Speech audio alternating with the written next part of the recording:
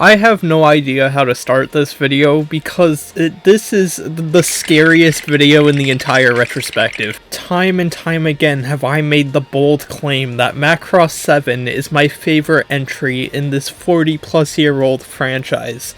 A claim that is most certainly gonna give me some backlash. Macross 7 is indisputably the most controversial series in this franchise. Well, to Western fans, Japan fucking loves this series. Still though, I am a Western content creator with a primarily Western audience, so if I'm gonna be gassing up Macross 7, then I'd better be prepared to explain myself thoroughly. Before we dive in, I think it's important to clarify that the intent of this video isn't to put down anyone who genuinely does dislike this series. Even if I disagree with a lot of the common criticisms, you're fully entitled to like or dislike a series for any reason you like. I really don't give a shit. The purpose of this video is just to go through, explore the series, highlight what I like about it, and why it resonated with me personally. I'm still gonna try to be fair and dish out some criticism when warranted, but please don't tell me to kill myself over my opinions on a funny singing robot series. With that out of the way, let's talk about Macross 7. I usually start these videos off with the production history of a series, but for Macross 7 I honestly couldn't find a lot, and what I did find I already covered in my Plus video. But just as a recap, Kawamori wanted to pursue some new creative endeavors, but since the Macross branding had a lot of leverage, they were guaranteed to be greenlit. First was Macross Plus, a short-form OVA series with insanely high production cost and a much more mature tone. Macross 7, however, is on the complete opposite end of the spectrum. It's a much more simplistic 49-episode TV series that aimed to return to the more lighthearted nature that was found in SDF from time to time. The director this time was Tetsuro Amino, who worked on a bunch of shows that I've honestly never heard of, but he clearly had some directing experience. Haruhiko Mikimoto came back for the character designs this time around, which was cool to see. And as usual, the mech designs were done by Kazutaka Miyatake and Kawamori himself. I mean, I'm not gonna sit here and list every person who worked on it, cause not only is that just not public information, but we'd be here all day. And considering I really couldn't find much more about this show's development, I think we should just jump straight into the show itself. Before we talk about Macross 7 though, we gotta talk about the Macross 7 opening. This is fucking awesome. I mean, this is a Macross sequel series, so I can't actually play it for you, but I'm sure future editor Starlight put it in the background. Just admire it through the wall. Not only is the song 7th Moon just a bop, but the visuals are pretty well done. They're both well animated and contain a lot of cool imagery that clicks the more you go through the series. And yes, this is the only opening of the series. There is no opening 2, which is fine because this opening is already peak. The series starts by recapping the end of SDF Macross, where humanity decided to venture out into space to spread their reach. And this might be hard to believe, but this series focuses on the 7th Macross, the Macross 7. You see, this series doesn't lie to you like Macross 2, there was no second Macross in that. After the recap, we're treated to a performance by a small band known as Firebomber. Everyone seems to be having a fun time. There's a girl holding a bouquet of flowers, and in the distance is my fucking goat, the man, the myth, the alien fucking legend, Maximilian Genius. Let's fucking go, it's genius in time. You see, Maximilian Genius is here because his daughter, the pink-haired girl, is a member of the band. Considering he's a middle-aged dad by this point, he doesn't really understand the rock music. He's just like, all kids these days sing about is drugs and sex. Back in my day, we sung respectable songs about boyfriends being pilots, and Shao Pai Long, Evolution Slayer. But wait a minute, where's the leader of the band? Well, here he comes, the greatest Macross character of all time, Neki Basara. Bro skydives, Mario jumps, and then is like... You see, this is a song called Planet Dance, and it is a song that plays so often that it's gonna be getting a CinemaSins counter just like My Boyfriend is a Pilot did. After Planet Dance ends, it's time for Max's daughter, Mylene, to sing, but whoa, it turns out that Max is actually the captain of the Macross 7, and he has to go back to the bridge because some unknown enemies have been sighted near the craft. So he has a bad Disney Channel dad moment and leaves the performance. This is truly a when you found out your goat was washed moment. If you ask me, his intellect probably isn't even that high. We soon bear witness to the aforementioned invaders who are engaged in combat with a squadron known as Diamond Force. Upon watching this first battle, I realized two major things. Firstly, the animation for the Valkyrie fights is kind of bad in this series. I know I shouldn't compare the animation of a full-length TV series to that of a short-form OVA or a movie, but this honestly might even be worse than SDF's. There's barely any movement, and the animation literally gets reused up until the very last episode. While I really couldn't find much about its production history, I'm not gonna hesitate to say that they probably weren't given the most generous time or budget. But on a more positive note, I noticed that there's no music in this scene. You might be wondering why I'm painting that as a good thing. I mean, isn't background music integral for setting the mood of certain scenes? Well, that is true. Macross 7 made the creative decision to not have any background music unless there's music playing directly from a source within the show itself.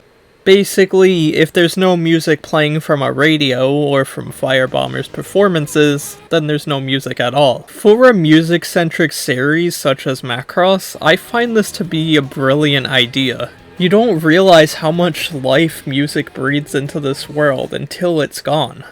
Anyways, Diamond Force seems to be getting their asses kicked, with the invaders defeating and seemingly draining the energy directly from various soldiers. We get to see Max take on the captain mantle alongside a returning Zentradi, Exidal. If you don't remember, Exidal was basically the right-hand man to the original series' main antagonist, Commander Britai. He doesn't really do a whole lot in this series beyond making some snarky quips and delivering a lore dump, but he's a funny guy, I like him.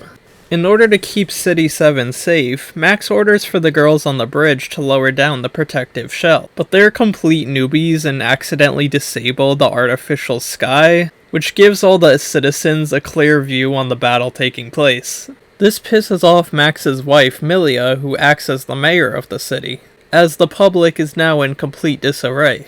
Strong winds begin generating, and in turn Basara holds Mylene to protect her. Which feels like a good segue into discussing one of Macross 7's most commonly expressed criticisms that I find to be completely bullshit.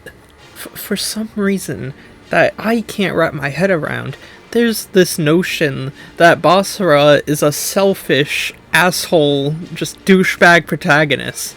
To which I say, are we watching the same show? Look, I am going to try to put aside my personal biases and see where people are coming from, but we're not even halfway through the first episode, and not only is he comforting Mylene in this moment, but earlier he let her have a solo performance, showing that he does not believe the band to revolve entirely around himself. But fine. Let's just keep moving. Maybe I was too busy napping on my Yoko Taro pillow and missed an upcoming scene where Basara beats up Baby Ranka with a crowbar to ensure his place as the top idol. I'll keep an open mind. Anyways, the alarm sounds and people are ordered to retreat into bunkers for safety. But Basara doesn't want to retreat in a bunker. He has a better idea. Remember how every Macross series up until this point has had this slow build-up of trying all these different things until finding out music is the solution? Well look, we are in a post-Minmei society.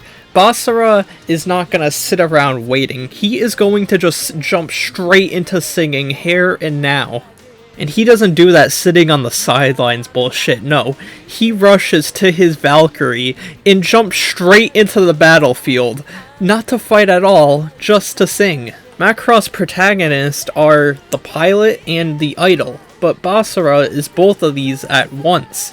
And that's what makes him so fucking awesome. And then he proceeds to sing Totsugeki Love Heart, which is one of my favorite songs personally. And you know what? I'm gonna give it a counter of its own too, because it plays a lot. It plays so much that we're gonna make a little competition between it and Planet Dance. Whoever wins gets the Macross 2 Blu-ray. Go support its Kickstarter. Anyways, instead of being equipped with bullets or missiles, Basara equipped his Valkyrie with a device known as a speaker pod. Yes, he has a gun that fires speakers into the enemy's ships so they can hear his song. That isn't the only adjustment he made to his Valkyrie, though. He also pilots it with a guitar. And he's fucking amazing at it. He just dodges everything Ultra Instinct style. And I get that they probably expected viewers to be weirded out by this, just because this is so outlandish compared to everything we've seen up until this point. But I honestly just found it badass. What this show lacks in serious war drama, it makes up for tenfold by just being dumb fun. However, not everyone thinks it's fun, as the captain of Diamond Force, Gamlin Kizaki, begins losing his shit. He starts screaming at Basara for disrupting the battle, but Basara doesn't give a fuck. He just keeps singing, completely ignoring the guy. Even Exidol is just like, is this guy trying to pull a Minmei episode 1? Even Mylene, a member of his band, doesn't understand what the fuck she's looking at. But Ray, the guitarist and mentor figure of the band, is like, you'll get it one day. As for the drummer, a Meltrandi named Vivitas, I think she has like 3 lines of dialogue this series. She's the silent archetype, but I like her. She's always straight up vibing, just playing her drums in the back. Much to Basara's dismay, upon hearing the song, the enemies simply flee before he finishes it. Despite the underwhelming audience and a bunch of lifeless soldiers floating around him, Basara is still gonna keep singing. Episode 2 begins with Mylene driving in her car, and I got hit with a horrific realization. This show uses a fuck ton of Macross 2 music. I'm not even upset or anything. I actually like Macross 2's soundtrack. I just think it's funny how people try and act like Kawamori hates Macross 2 when you could find it and Plus's music littered everywhere throughout the series. Anyways, in an attempt to get away from her overbearing mother, Mylene flees to Ray's house. But once she realizes he's not home, she instead turns to Basara's fuck-ass apartment. I'm gonna be honest, this is like the ideal male living space. She just doesn't get it. When Milia shows up with bodyguards, Basara decides to be a real one and not only covers up for her, but he proceeds to trip the guard as well.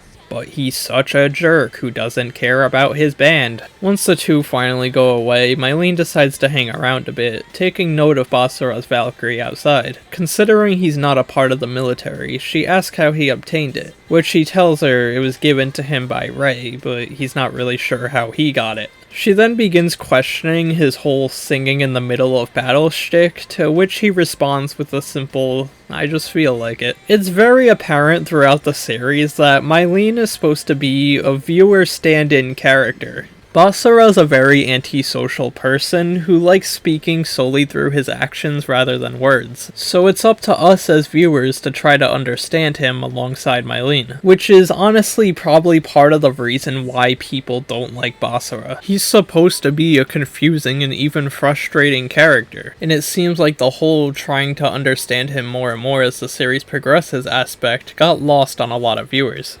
Still though, in this very scene, despite their bickering, once Mylene almost falls off a ladder, he drops everything he's doing to catch her. That to me shows that even though Basara may have a rough exterior, he is a person with a good heart. Anyways, once Ray returns, Mylene explains why she was running from her mother. Apparently Milia is trying to force her into an arranged marriage, which is pretty fucked, but I won't deny Basara's reaction got a laugh out of me. She was all like, isn't this terrible? And he's just like, I don't know. I don't think he's even trying to be rude or dismissive here. I just genuinely think he has no idea how things like romance and marriage work. His head is just an endless loop of Planet Dance. Speaking of Planet Dance, the alarm sounds again, causing Basara to abandon today's performance in order to do his thing. Mylene is pissed he's leaving his fans such as Flower Girl out to dry, but at the end of the day, Basara isn't in this for the fame or attention. He just wants his songs to leave a genuine impact, and what bigger impact is there than persuading evil fucking killer aliens to stop fighting because of it? We get another admittedly weak action scene, where Gamlin just screams, Basara sings, it's the same old for a while. See, the aliens try to drain Basara's culture, but his singing is just so freaking culture-pilled that he's immune to it. But much to his dismay, they don't listen to his song and just run away again. It's the Supernova concert, baby! The biggest concert ever! Basara doesn't want to go. Well, too bad his Valkyrie's already been sent there. While on the bus, we see the Maximilia divorce arc in full force. Ain't that just swell? Along with a group of fanboys arguing over these two mid-bands. The argument persists even off the bus, and as you do in the face of conflict, Basara decides to start singing. Firebomber's still waiting for him at the concert hall, and the organizer of the event, Akiko, tells them they have 1 hour or else they'll be cancelled. Not wanting to blow this opportunity, Mylene sets out to find him. And then we get this random lore dump that this Akiko lady is actually Ray's ex? Ray had hoes. Mylene finally finds Basara, who's now being straight up assaulted by the fans as he still continues singing Totsugeki Love Heart. She tries to break it up, leading to one of the dudes shoving her and then lunging to attack. But that's when Basara swoops in and kicks all of their asses instantly to defend her. Upon realizing what he's just done, Basara becomes horrified and gets pissed at Mylene for forcing him to resort to violence. Ray shows up to help them make an escape, putting an end to one of the biggest examples people use to paint Basara as a bad person. Although, considering he just had to go against everything he's been standing for, I don't think his feeling of anger is completely unjust. Was he a jerk in this moment for taking it out on Mylene? For sure, she didn't actually do anything wrong here. But considering he was still willing to put aside his moral code just to protect her, I wouldn't say this one moment of weakness is reflective of his character as a whole. While he's mad about it, the fact he was still willing to do it shows that he does care for her. And as for their constant bickering and rude comments to each other, I've always seen it as kinda sibling-esque. I've always kinda just perceived Mylene as his annoying little sister.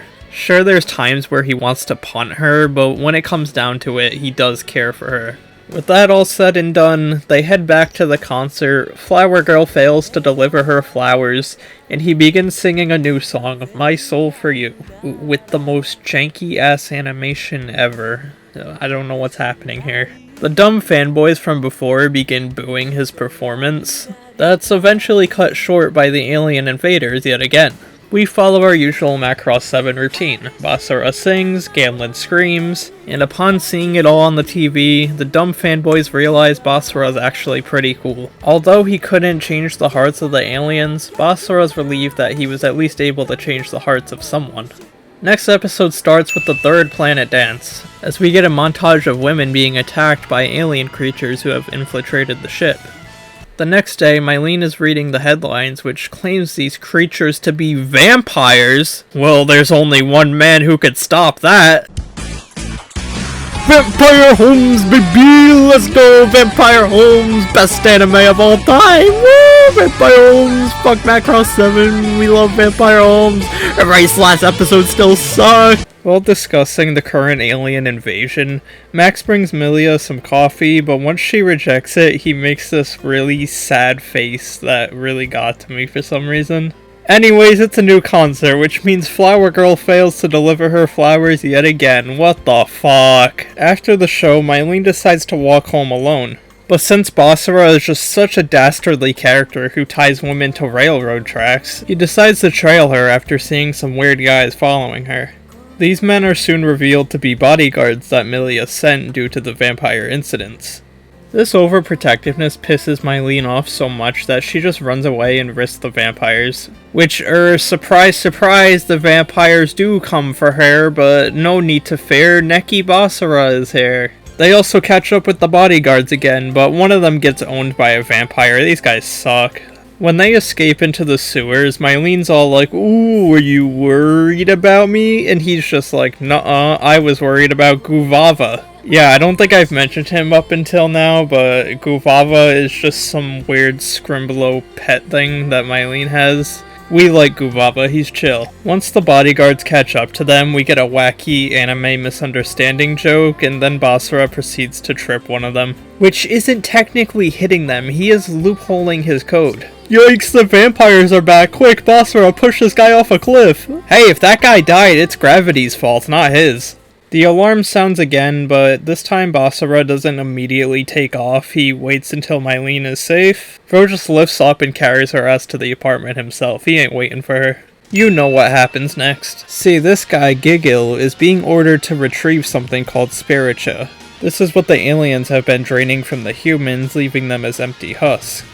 Gigil believes that they should just fly in and destroy the fleet, but for now he just bites his tongue and accepts his role as the errand boy. After the battle, the soldiers vent to Max about how Basara's disrupting their battle, but Max dismisses the issue, which is a pretty logical decision for his character, considering he saw firsthand how music is able to end a war. The episode ends with Basara offering to walk Mylene back home, because he's worried about Guvava, of course. Next episode starts with Mylene yet again questioning Basara as to why he sings in battle. Basara, being a very see-it-for-yourself type character, just tells her she'll get it eventually. Vroom vroom vroom vroom, here comes scary bikers! Yikes, they're bullying Basara and Mylene! It's fine, cause not only does Basara unintentionally roast her, but he picks her up, puts her on the motorcycle, and then he defies the laws of physics themselves by doing awesome badass motorcycle tricks. Once they realize how much cooler Basara is, they run away, leaving Firebomber to proceed with a long overdue welcome party for Mylene. Ray is just straight up grilling cause he's chill as fuck like that, and he also booked them another gig. But Basara doesn't really care, he's still just munching. We then cut to Max, who confirms that after telling Earth about the ongoing invasion in City 7, they were just told to deal with it themselves, showing that the UN government still sucks all these years later. The only thing scarier than the government is biker gangs. Well, there's good thing. Yikes! But it's okay, cause Basara just randomly has a bike of his own, does some sick tricks, and then hits them with the Basara stare. And this makes the leader of the bike gang be like, maybe we should go to the Neki Basara concert and listen to Planet Dance No. 4. They crash his show, and the leader, a woman named Rex, asks if Basara is willing to put his life on the line for what he believes in. As soon as the alarm sounds, he does the DreamWorks smile because he knows he's about to win an argument. He goes to do his thing, and then they finally see the vision. But things are a bit different this time, as the aliens have made their way into City 7 directly. With the biker gang at risk, Ray tells Basara to pull a lever, which ends up firing a missile at the enemy. Despite this going against everything he stands for, once he sees the gang still at danger, he fires yet another missile. The enemy does eventually let up, but Basara is just left with a bad taste in his mouth. Sure, the shots weren't lethal, but all he did today was contribute to the cycle of violence he's been trying to prevent. Still though, this scene gave us some new insight into Basara's character. I've seen a notion float around that Basara is willing to endanger or even let people die for his songs, but this scene shows the exact opposite. While he hates fighting and wants to prevent it as much as possible, if the situation is really dire, then he will fire. Anyways, after the battle, as a token of gratitude, the biker leader removes her mask and kisses Basara, which he really seems disinterested in. He does not care for hot women, he just wants to sing his song. After being injured from the battle, Basara's too injured to pilot his Valkyrie back home, so using her genius DNA, Mylene decides to take him back. I honestly really like this scene. It's really funny to see Mylene trying to adapt to his weird fucked up guitar controller, and she begins singing on the way back, which I think is her first step in trying to truly understand Basara. Next episode starts with Milia striking a little bit of a deal. She'll allow Mylene to keep being part of Firebomber, but only if she marries one man of her choice. Who is this man exactly? Famous internet reviewer, Angry Joe! What MMOs should have been nominated for Game of the Year this year? There are so many MMOs, like Dungeon Fighter Online, there's one example. You could also What other games? Final Fantasy? Final Fantasy MMO? Yeah. This year. Not this year. Not this year. Exactly. Didn't come out this year. Basically, I think that your show appeals to the lowest common denominator amongst gamers. Not every gamer is a slobbering idiot sitting on his mom's couch. That's what you appeal to. No, it's Gamlin. Speaking of Gamlin, he's currently doing research as to how the fuck Basara obtained a Valkyrie. He gets denied access into the database, and this is kind of off topic, but my stupid ass just realized that Basara's Valkyrie is a VF-19. Which, if you don't remember, the VF-19 was a unit that Isamu piloted in Macross Plus. I think this was a really cool but subtle way of tying the two series together. Anyways, during the next performance, Basara just seems distracted during his Totsugeki Love Heart performance, as he's still upset over the violence he had to resort to during the last episode. While the next band begins singing Macross 2 songs, Gamlin arrives after noticing the VF-19 parked outside.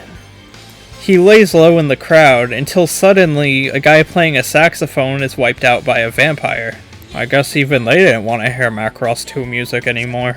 Anyways, enemy nearby, that means it's time to sing. Gamlin chases after him, asking Basara why he wants to sing at the enemies, and Basara gives him the most clear-cut answer so far. He wants to see how far he could take his songs. And can you really take a song much further than changing the hearts of evil aliens with it? Gamlin still doesn't really understand it, and before he could pry any further, he's called into duty. Gigil, the alien guy from before, is now acting on his own volition, trying to straight up kill people as opposed to draining their spiritia. The crowd goes into escape pods as Basara and Gamlin try to fend off the invaders by themselves. Right before Gamlin is blown to smithereens, Basara jumps in to shield him, slowly realizing that this is yet another situation where his songs probably can't help. As soon as the enemies try attacking the escape pod, Basara is left with no other choice and fires a missile at the leg, which is thankfully enough to make Gigil retreat. And the episode ends with Mylene visiting Gamlin in the hospital, thus sparking another classic Macross love triangle. Much like before, this episode shows us that Basara isn't ignorant to the fact that violence is indeed sometimes necessary. If it means saving lives, he is willing to put aside his beliefs, but he'd rather use it as an absolute last resort. So long as there's a sliver of a chance he could solve the problem through peace, he's gonna do it. He just keeps unfortunately landing himself in situations where that chance doesn't really exist. But the next episode is a summer beach episode, let's go. Despite being a pretty simple one, I actually quite like this episode. Firebomber books a gig at a beach resort, and it ends up flopping even after consecutive Totsugeki Love Heart and Planet Dance. These guys have bad taste in music, they probably like Macross 2 music, just like everyone else in this verse. After the show, Mylene and Gamlin have their first proper date, where Gamlin talks about how much he hates Basara and wishes that every member of Firebomber would be skinned alive. Mylene just nervously sweats and is like, yeah, those Firebomber guys, they sure do suck. An outside battle begins taking place, where the aliens shoot down the temperature control device of City 7, thus causing things to get progressively colder and colder. Before intruding on the battle, Basara decides to return Guvava to Mylene, but upon doing so, he gets knocked out of her hand by a passerby and runs off in a panic. Basara and Mylene chase after him, but they end up getting trapped in between the safety walls. Flower Girl also fails to deliver her flowers again, and that's the real tragedy in all this. With temperatures rapidly dropping, Basara gets the genius idea to sing Planet Dance in order to heat up his body. Listen, hate on him all you want, but you know, that's physical extortion going on here. You're probably focusing more on the song than you are the cold, so that might create some placebo effect where you're feeling warmer. Look, I got a B in high school science, so I'm basically a genius when it comes to this stuff. Anyways, Basara notices an air vent in the ceiling, and after he somehow climbs up that perfectly flat surface, he navigates to his Valkyrie in order to save Mylene. While we don't get our usual Basara performance this episode, we did have Mylene singing to warm herself up, so I guess that was a nice change of pace. I think her songs are pretty underrated, which the beach resort crowd must agree with as they finally come around to Firebomber. We also cut to Gamlin, who's like, Did I just fucking see Mylene with Basara? The next episode starts with a pretty good scene between Basara and Rei. Not wanting to resort to missiles anymore, Basara tries removing them from his Valkyrie, but is eventually talked out of it by Rei, who reminds him that while he might not want to use them, he should keep them just in case there's a situation where he absolutely needs to. I like how whenever Basara's flaws start showing and he does something that warrants criticism, Rei is able to do it in a way that doesn't put him down. Mylene and Gamlen find themselves on another date, where he decides to confront her about being near Basara during the evacuation in the last episode. Instead of being upfront, she's just like, I don't know, I've never seen that guy in my life, but he fucking sucks. Gamlen isn't very convinced, but he decides to just keep his mouth shut for now. Later that day, Firebomber's set to record their first studio album, where we get another Planet Dance performance. The more strict and meticulous environment that comes with a studio recording ends up rubbing Basara the wrong way. This causes him to feud with the manager and abandon the booth altogether. Considering the level of success a studio recording could bring, Mylene gets pissed and chases after him. She even shoves Flower Girl aside to go tell him off. What the fuck? Basara seems pretty unfazed though, just telling her a sound that's more explosive than missiles. That's why it's called Firebomber. That is fucking flames on paper. Mylene still doesn't get it though, and for the first time in the series, Vivita speaks telling her that you can't use logic when it comes to Basara. He is a character purely driven by emotion and does whatever feels right to him, even if it might not seem like the most logical choice. Still though, she keeps begging, and seeing how much this genuinely means to her, Basara reluctantly agrees to give the studio recording one more shot. But whoa, here comes the aliens! At this point in the series, Gamlen can't even bring himself to get mad anymore. He's just like, fine, keep singing and see how stupid you look when it doesn't work. Just for the hell of it, the studio decides to record his singing during the battle. Even though he does actually sound better on the merit of he actually wants to sing in this situation, the manager thinks the sound quality is way too bad to actually distribute.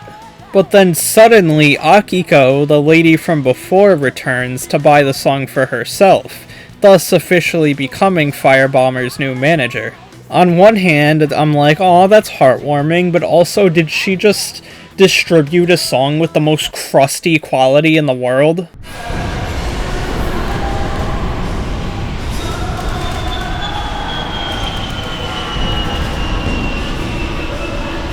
It's no wonder they only make it to number 194 on the charts, but hey, at least they're still there. However, Mylene still isn't satisfied, and tells Basara to keep practicing, cause otherwise they're gonna be stuck living off of mayonnaise and rice. Which he's just like, damn, mayonnaise and rice? That sounds scrumdiddlyumptious. They try singing Planet Dance some more, but they still can't pull any fans besides Flower Girl. It doesn't help that during practice, Mylene keeps screwing up. Basara tells her to quit overthinking things and just sing with her heart, but due to Basara's rather passive-aggressive tone, she takes this as an attack and storms out the room, declaring she quits the band. Considering this is like the millionth time a member has quit Firebomber, Rei forces Basara to go and bring her back. We get this fucking jarring cut where she's moping by a pissing devil statue before casually spotting world-famous idol Alice Holiday. After helping drive away some weird obsessive fans, Mylene gives her a ride home, where she expresses how she's unable to sing. Almost like something has drained her culture. I'm sure that conspicuous truck behind them has nothing to do with this. Oh look, they're draining more spiritia from her, who would have thunk it? While Firebomber's searching for Mylene, Vivita suddenly just knows to turn left. I have no fucking clue how not only did she just detect exactly where Mylene is with like maybe sonar waves or some shit. They give no explanation besides Vivita's is good at this sort of thing. I just have no choice to accept that. Fuck, dude, put Vivitas in the Straw Hats and she would have found the One Piece episode 1. Finally catching on that Alice has gone completely brain dead from having her spiritua drained, Mylene begins singing in order to reignite her spark. This immediately spawns Firebomber, and the aliens realize that music can indeed restore spiritual levels. Because this is Macross, why wouldn't culture training be solved with generating more culture in the form of song? Yo, why is Basara fucking tweaking during this performance? What is happening to him? When another alien arrives in a robot, Basara hijacks Myleen's car and eventually comes back in his own Valkyrie singing Planet Dance.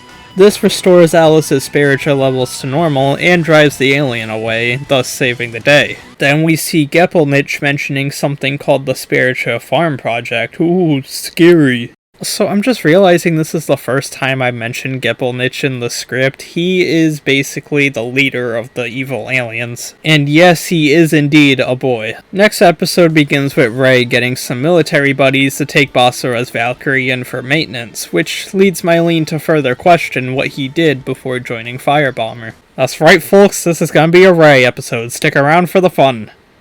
No, really. Ray's fucking awesome. Put that remote away, Peter. Myleen decides to ask Akiko, who casually drops the fact that Ray used to be a pilot. Well, golly, she should write a song about that. Or they could just sing Planet Dance for the 12th time. That works too. Vampires? Oh no! Quick, soldier guy, throw a gun to the guy who has war trauma. But it's okay, he's only hospitalized. My goat wouldn't go down in such an embarrassing way, unlike Hoshino. Do I even need to say what happens in the third act of a Macross 7 episode? The alarm sounds, but before Basara can do his bit, Ray tells him to go to Akusho, where he finds a secret military compartment. Turns out this is where the maintenance team moved his Valkyrie. While this goes down, Akiko decides to finally reveal Ray's backstory. Back in the military, Ray and his comrade Stefan were fighting a group of Zentradi. Despite being cornered, Ray decided to continue fighting instead of fleeing, which caused Stefan to get killed. Being overrun by guilt, Ray decided to leave the military and swore to never fight again, which goes hand in hand with Firebomber's philosophy. Akiko says that she was actually Stefan's girlfriend, and only wished for Ray to recover, which he seemingly has since he's met Basara, who at the moment is singing Totsugeki Love Heart for the 8th time. Pretty good story and good episode. I'm glad they gave Ray his own dedicated episode and context for joining a rock band, because to be honest, that always seemed a little weird to me. The Macross movie episode! Let's go! Peak Fiction! That's right, they made an episode of Macross 7 where they're making a movie of SDF Macross, and it is just as awesome as it sounds. Basara and Myleen have been casted as Hikaru and Minmei. Realizing how fucking lame this is, Basara quits the movie and gets replaced by this actor guy named Bobby, who is voiced by Hikaru's VA. He's also low-key a sexual predator, but thankfully the vampires own him.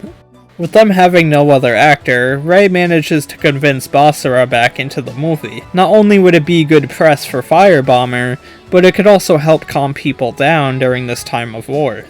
This culminates into the moment we've all been waiting for. My boyfriend is a pilot number 20. If you're wondering where 19 went, I totally forgot to mention that it also plays during Macross Plus Movie Edition. So as atonement for that sin, I'm gonna have my hippocampus surgically removed pretty soon. But hey, I remembered it this time. This entire episode is just pure Soyjack fan service. They designed Basara's Valkyrie to look like Hikaru's, Myleen is wearing the Do You Remember Love outfit, and this cover of My Boyfriend is a Pilot is genuinely solid. But it's still a Macross 7 episode, so here's some aliens to help us reach our Planet Dance quota. They eventually record this and use it as the final version of the movie because it sounds good. I mean, that's cool and all, but also, does that mean within the Macross universe, there's a fucked up rendition of SDF Macross where Hikaru just starts singing Planet Dance and saves the day? Fuck, dude, I want to watch that version. Anyways, as he's singing, Myleen begins drawing parallels between him and Minmei, with these really well done reanimated segments. I've seen these trick retro anime screen cap accounts into thinking it's actually Do You Remember Love. Well done, guys. Anyways, this begs the question, is Basara actually inspired by Minmei? While it's mostly left up to interpretation, if you were to ask me personally, I'd say he's only loosely inspired by her. While I think it's likely he respects the fact she was able to end a war without violence, and aspires to do the same, his methods are so drastically different that they sort of feel like comparing apples to oranges.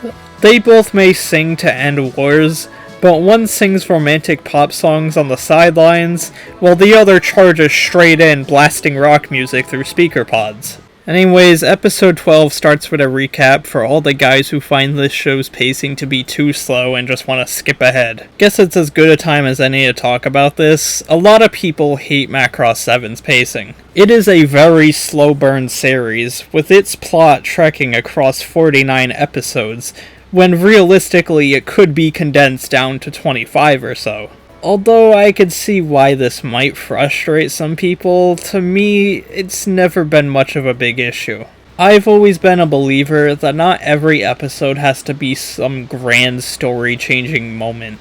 So long as I'm invested in this world and enjoy the characters, I'm fine with just sitting back and watching them hang around. I enjoy the interactions, and even the quote-unquote insignificant episodes at least provide a bit of character growth. The longer I stay in this world, the more I care for these characters. The only time I'd think this would be an issue is if the episodes were straight up boring, which to me they never truly were.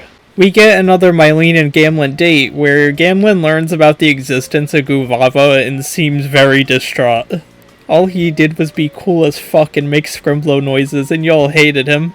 Even this vampire who ambushes Mylene in the bathroom punts him. What the hell? Anyways, yeah, Mylene is kidnapped, and Gamlen begins searching with the police, Maximilia, and eventually Firebomber. Gamlen tracks down a truck, and Guvava uses his special Guvava senses to lead everyone into a warehouse district. Basara also shows up and reveals to Gamlen that Mylene is part of Firebomber too. Then he gets the insane idea to find her using Planet Dance. Don't ask how it works. If it could spawn Flower Girl, then it could definitely spawn Mylene. And what do you know, as she's held captive with other hostages, she begins hearing Planet Dance. They all sing along, which emanates enough vibes for Guvava to track them down.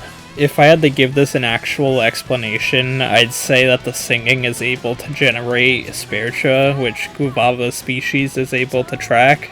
Anyways, it turns out the container that Mylene and the hostages are trapped in is going to be collected by the aliens as their Spiritia samples. Gamlen decides to go fight off the aliens as Basara rescues the hostages. Unfortunately, no song today, he just does the pinpoint barrier punch. Before we can celebrate, the aliens damage and forcefully activate the emergency separation system between Battle 7 and City 7, which means the city part of the Macross 7 folds away from the attack part that houses the military, thus leaving the city completely defenseless. Gigil's also mad he keeps being used as a decoy and errand boy. I'm sure this won't have any implications. With City 7 now detached and folded away, they discover that they only have 7 hours until the aliens will fold them again. This will make them nearly untraceable to the folks on Battle 7. This is a problem as Max learns that they won't be able to fold for 8 hours. Meaning, the only way City 7 can be saved is if they somehow take back control and disable the fold system altogether. In another neat connection to Macross Plus, Diamond Force requests to use the experimental fold boosters, which will allow them to warp to the city themselves, so they could at least provide some level of protection. Milia conducts a plan in which she'll distract and scatter the aliens monitoring the fold system by playing Planet Dance at different parts of the city. This ends up working as Gigil orders them to split up and find the source of the Spiritia, which eventually leads to Mylene getting captured. What a fucking bum. Speaking of bums, Diamond Force finally arrives and is ambushed, thus blocking them from reaching the city. With only mere minutes left until City 7 folds again, Basara busts in and sings his song before getting his ass handed to him. In a rare moment of badass action, Milia bursts in and makes short work of the enemies. However, they keep repeatedly getting back up, and it's up to Mylene to disable the fold system. She doesn't understand Milia's instructions, and with only 10 seconds left and zero progress still being made, Basara says fuck it and tries punching through the system, which backfires and sends them to a random-ass place with no defense to spare. Okay, listen, this wasn't Basara's shining moment, but it was gonna fold anyways, so I guess punching it was worth a shot. I mean, I don't know why he thinks that would work. I can't really defend him this time, but hey, Milia can. But hey, who cares? Planet Dance is now number 8 on the charts, thanks to the Minmei movie, but hey, it's still up there. Ray got them a gig at a nursing home full of music fans. This guy's even got a picture with Minmei herself. That's like having a picture with Jesus Christ. Flower Girl's also there for some reason. I don't know why she's at a nursing home. Maybe she has a dying relative or something. Gamlen's mad. He's watching the Minmei documentary, asking his buddy, what's it mean if this girl lied to me about being part of Firebomber? And the guy's just like, you are unloved and will die alone. To get his mind off things, he sees the soldiers in the hospital who have seemed to recovered after being exposed to Basara's music. In order to do further testing on the powers of music, this guy, Dr. Chiba, drags Gamlen into his Minmei chamber and forces him to listen to Planet Dance. I can't tell if these experiments are actually painting Gamlen, or he's being dramatic as fuck over Basara's music, but a fella like me would have been groovin'. Firebomber's playing at an elementary school now. I sure hope we don't see Drake. Nope, just enemy soldiers. Quick, sing Totsugeki Love Heart, the counter's looking pretty low. We get a pretty cool scene of Basara and Milia teaming up while fighting in a narrow city. Their dynamic is kinda slept on. He just kinda calls her an old lady and she gets mad. He even does it when she gets shot in the leg. Anyways, she manages to take down a soldier who they then take into custody, only to find out he's a human who's under some sort of trance. In order to alleviate tension throughout the city, Milia prepares a carnival that has an assortment of Valkyries ready to fight that are simply being passed off as props. In an underhanded way to garner more soldiers, they pass test flights off as a wacky carnival attraction, with Basara being forced to act as an instructor. Mylene tries giving it a whirl, but she's rejected by Milia, who doesn't want her putting her life at risk. And to make things worse for her, she sees Basara hanging out with the Rex gang. Also, Planet Dance is playing in the background. To calm herself down, she decides to sing Planet Dance her own. It really helps, trust me. The next morning, she sees Basara and Rex together again. She asks her bodyguard what's up, and he's like, dude, they're totally having sex. Well, golly gee, that's almost as bad as the aliens invading the festival. Well, it's a good thing we have the newly trained Rex to help. She fucking sucks. Basara, just play Planet Dance again. He also has backup from these retired veterans who accidentally caused 9/11 too. Despite going against her mother's wishes, Mylene decides to hop into a Valkyrie and immediately starts kicking ass. Because she's the daughter of Maximilian Genius, of course. After the battle, Mylene begins boasting about the fact she straight up killed a guy and gets mad at Basara for preventing her from killing another.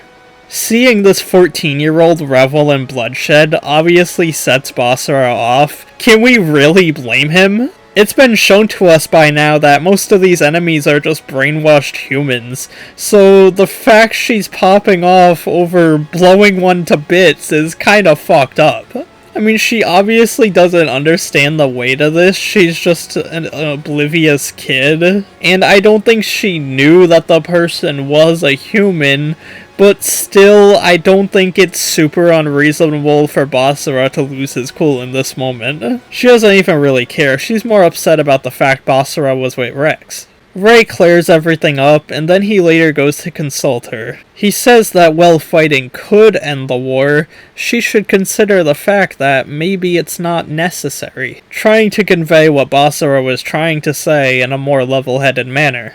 To emphasize this, we cut to a scene in which a brainwashed soldier is slowly recovering thanks to the effects of Basara's song. Next episode starts back on Battle 7, where Gamlen consults one of his comrades who begins talking about how he's made a music box to give to his 2-year-old child for their birthday. If you've watched any TV show ever, inconsequential side characters talking about their family raises a million red flags right about now.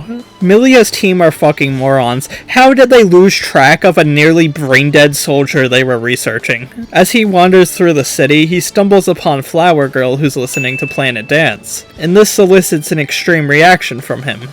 Once the officers find him and take note of this reaction, they decide to do more research, finding that Planet Dance does indeed restore brain function. This gives Milia the idea to call up Firebomber and have them perform in person to see how he reacts. Mylene's reluctant to perform to an enemy, but Basara pops the fuck off. Planet Dance for the 3rd time this episode, let's go! Battle 7's invaded by Gigil and his goon force, and things eventually become so hard to manage that Max has to transform the Macross 7 from ship mode to battle mode. As they try charging the Macross cannon, Diamond Force attempts to scatter away from it, but surprise surprise, the side character from before is shot down. I can joke about the predictability of this scene, but it's actually really well executed. The way the music completely cuts off before hearing the music box, Fizika's expression as he's engulfed by the flames, the ship exploding and setting the music box and the family photo ablaze. This is probably one of the most gut-wrenching and real depiction of the horrors of war in this series that is relatively lighthearted. I just felt fucked up after seeing this. I couldn't even feel happy that Gigil retreated, or Basara's song helped the soldier regain consciousness. At least Gigil's having a good time, as he's retrieved enough Spiritia to awaken a new alien girl named Civil, who's still craving Spiritia and flies off on her own. Back on City 7, it turns out the brainwashed soldier isn't completely restored. He's instead stuck in a constant loop of saying the same phrase over and over again. While Mylene is still doubtful, this simple sign of restoration is enough for Basara to keep going, with him immediately rushing to create a new song. In a stroke of luck, Battle 7 seems to have finally located City 7, with more soldiers being deployed such as Gamlen, who still feels fucked up after what happened in the last episode. He managed to collect the now completely destroyed music box, and feels some sort of obligation to return it to the dude's family. Going back to alien shenanigans, Gepelnich notices Gigil's disobedience. He's following after Civil, who's doing a completely badass scene where she wipes out an entire fleet on her own. This scene genuinely raises the stakes of a Macross series to a point we've never seen before. She feels like a shonen villain plopped into a real robot world, just flying around and single-handedly blowing up entire fleets of Valkyries. But before she can wipe out Gamlen, Basara swoops in and gives her a literal orgasm with Totsugeki Love Heart. No, seriously, he just fucking chases her singing it. It's really funny. And he gets declared a hero for saving the city, which honestly annoys him more than anything. Basara is very much a person who prefers a laid-back lifestyle. Living a famous life just ain't for him. To wrap up the episode, we see Gamlen finally bringing his comrade's music box back to his family. But upon arriving, he learns that his wife was cheating on him, and his kid recognizes a new dude as his dad, to which I say, what the fuck? I mean, I get that women finding a new man while their husband is out at war is like a common trope in war stories, but this fucking came out of nowhere. It feels so oddly cruel and mean-spirited for what's usually a goofy-ass show. I'm not saying that it's poorly written or shouldn't be in the show or anything, just... What the fuck, Kawamori? Did you wake up feeling evil that day? You want some whiplash? Well, the next episode starts with Gamlen having this Fred the Movie-esque fantasy sequence where he saves Mylene with the Super Gamlen kick. You know, I can't even blame him for going insane. Everyone he's ever known and loved has either died or had their energy completely drained. Ray is listening to Totsugeki Love Heart and Planet Dance. Let's up the counter. As he's doing research on sound energy, Gamlen arrives looking for Mylene. But since she's already left, we get this weird dynamic where Gamlen and Ray just chill with each other, and he eventually gives Gamlen a ticket to their next show. a show that's unsurprisingly interrupted by aliens. Battle 7 and City 7 are still separated, so Max decides to make an emergency fold. Mylene leads Gamlen to where her mother's Valkyrie is sanctioned so he can go out and fight, all while Gigil schemes to fold City 7 away for yet another time. Upon arriving, Max realizes that he doesn't have enough time to turn the Macross 7 into battle mode, so he simply rams the nearest ship while it's still in ship mode. This unfortunately isn't enough, and City 7 gets folded yet again. As I said earlier, I don't really mind this show's slow pacing since I enjoy the characters and world so much, but this whole City 7 is folding away arc definitely reeks of them having more episodes than they know what to do with. Even after folding, the battle still continues, with Civil eventually arriving on the scene. Basara scares her off with Planet Dance, and then we segue immediately into another Planet Dance performance. Basara's frustration for not being able to reach her heart builds up some more, and it's shown that upon fleeing, she made her way directly into City 7, where she promptly begins draining people's spiritia. With his newfound fame, Basara has to do an interview where he doesn't actually answer anything, he just sings Planet Dance again, which was honestly a big relief. It's been a while since we've heard that song. As Civil wanders through the city, she seems to not only have the ability to drain people's spiritia, but she can also seemingly send people into evil berserk states, like this one guy who just looks like a fucked up clone of Gold from Macross Plus. She commits several accounts of vehicular manslaughter and then just walks through the city, and nobody takes note of her weird-ass appearance besides Gamlen, who immediately recognizes her and chases after her. In between the chase, we get this scene where a bunch of fangirls flock to Basara, and while it isn't important, I wanted to mention it because of how fucking infuriating this specific flower girl bit was. She literally bypassed the guard, and this fucking guy took her flowers! Gamlen eventually loses sight of Civil, and as he's returning home, he notices that the mayor's office is now in lockdown mode. It turns out the citizens Civil set into a berserk state have stormed the capital with guns and are holding Milia hostage. So it's up to Gamlen to go on a badass stealth mission to rescue her. This is already a pretty crazy episode on a conceptual level, but actually seeing Gamlen solo this building of gunmen completely unscathed is even more insane. Like this scene right here where he must have done the Spider-Man Fortnite emote, because I have no clue how else he could have popped out from that angle. Oh yeah, Mylene's also here. She doesn't really do much though, she's kind of a liability. Gigil's also attacking City 7, but it's fine, Basara's dealing with him. Before the rioting citizens kill Milia, Civil bursts through the window and begins draining their spiritia. Upon seeing Civil, Milia's hands begin trembling involuntarily. I wonder if there's some elaborate lore reason for this that we'll learn about later. Once Mylene and Gamlen arrive, she tries to go for their spiritia, but she accidentally steps on a remote turning on the TV, which is currently broadcasting Basara and his song. This causes her to do her iconic shriek and fly out the window in fair. Once she makes her way into space, she tells Gigil to retreat, and goes to try and steal Basara's spiritia, which goes about as well as you'd expect. But in the next episode, she does something truly nefarious. She turns my favorite character, Rex, of the Rex Gang, evil. That's right, I was watching a normal Macross 7 episode, but Rex the biker had scary red eyes. She even stole the flower girl's flowers and tried rizzing up Neki Basara.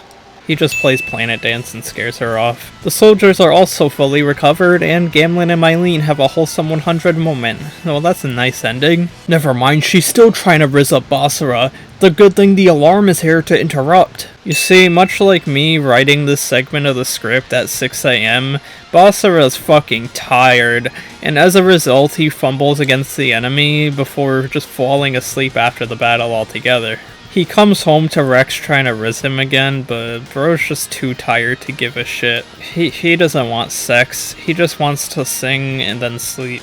The song scares her away, cause it turns out she wasn't just evil Rex, it was actually Civil possessing her all along, because she could do that, I guess.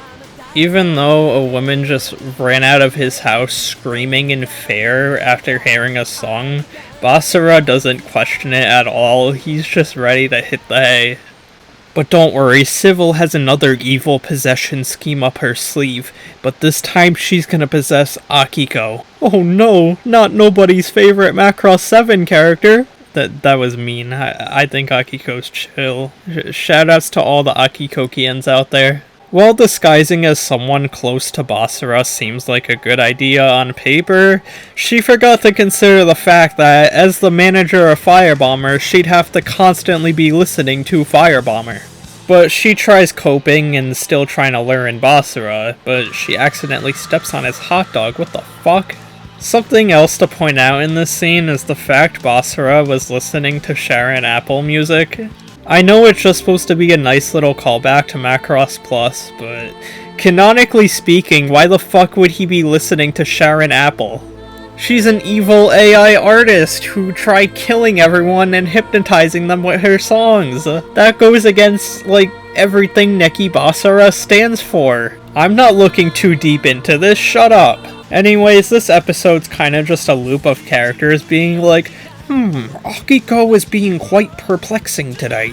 With some scenes sprinkled in of Gigil being like, fuck Gibelnich. The usual stuff happens, Civil's plan gets foiled upon hearing Planet Dance. Gigil's trying to rescue Civil, and Milia apparently slays.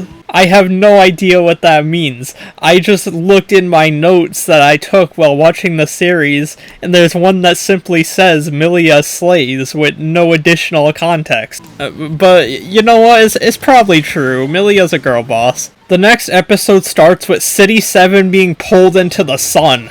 And the fold system is down, so they're getting slowly cooked alive. Civil's still possessing Akiko for some reason, and Planet Dance is playing as it's one of the several constants of the universe. With City 7 in danger, Dr. Chiba is back with his music science antics. He proposes to Max that they might be able to use something called sound energy to gauge where City 7 is located, which apparently isn't necessary because City 7 actually just fixed their fold system. Would you look at that? It'd be a shame if an alien attack happened right now and immediately destroy— what the fuck? Thankfully, it's not, like, super damaged. They can repair it pretty quickly, but Gamlen and Basara have to hold off the enemies in the meantime. And this fight goes on so long that, I kid you not, they play Planet Dance back to back. Honestly, we have passed the point of annoyance, and I have come full circle to just reveling in the insanity that is Planet Dance. All this planet dancing is enough for Civil to finally leave Akiko's body, so that's cool, I guess. What's not cool is Milia sending in these fucking goobers Basara and Gamlen to repair the fold system. As they do so, they're slowly getting cooked alive by the nearing sun, and Basara deploys his classic regulating body temperature with song method. This whole scene is admittedly pretty funny. I really like Basara and Gamlen's dynamic. Battle 7 arrives after tracking them with the song energy produced by Basara, and everyone successfully reunites and folds away, putting an end to the battle in City 7's separation arc.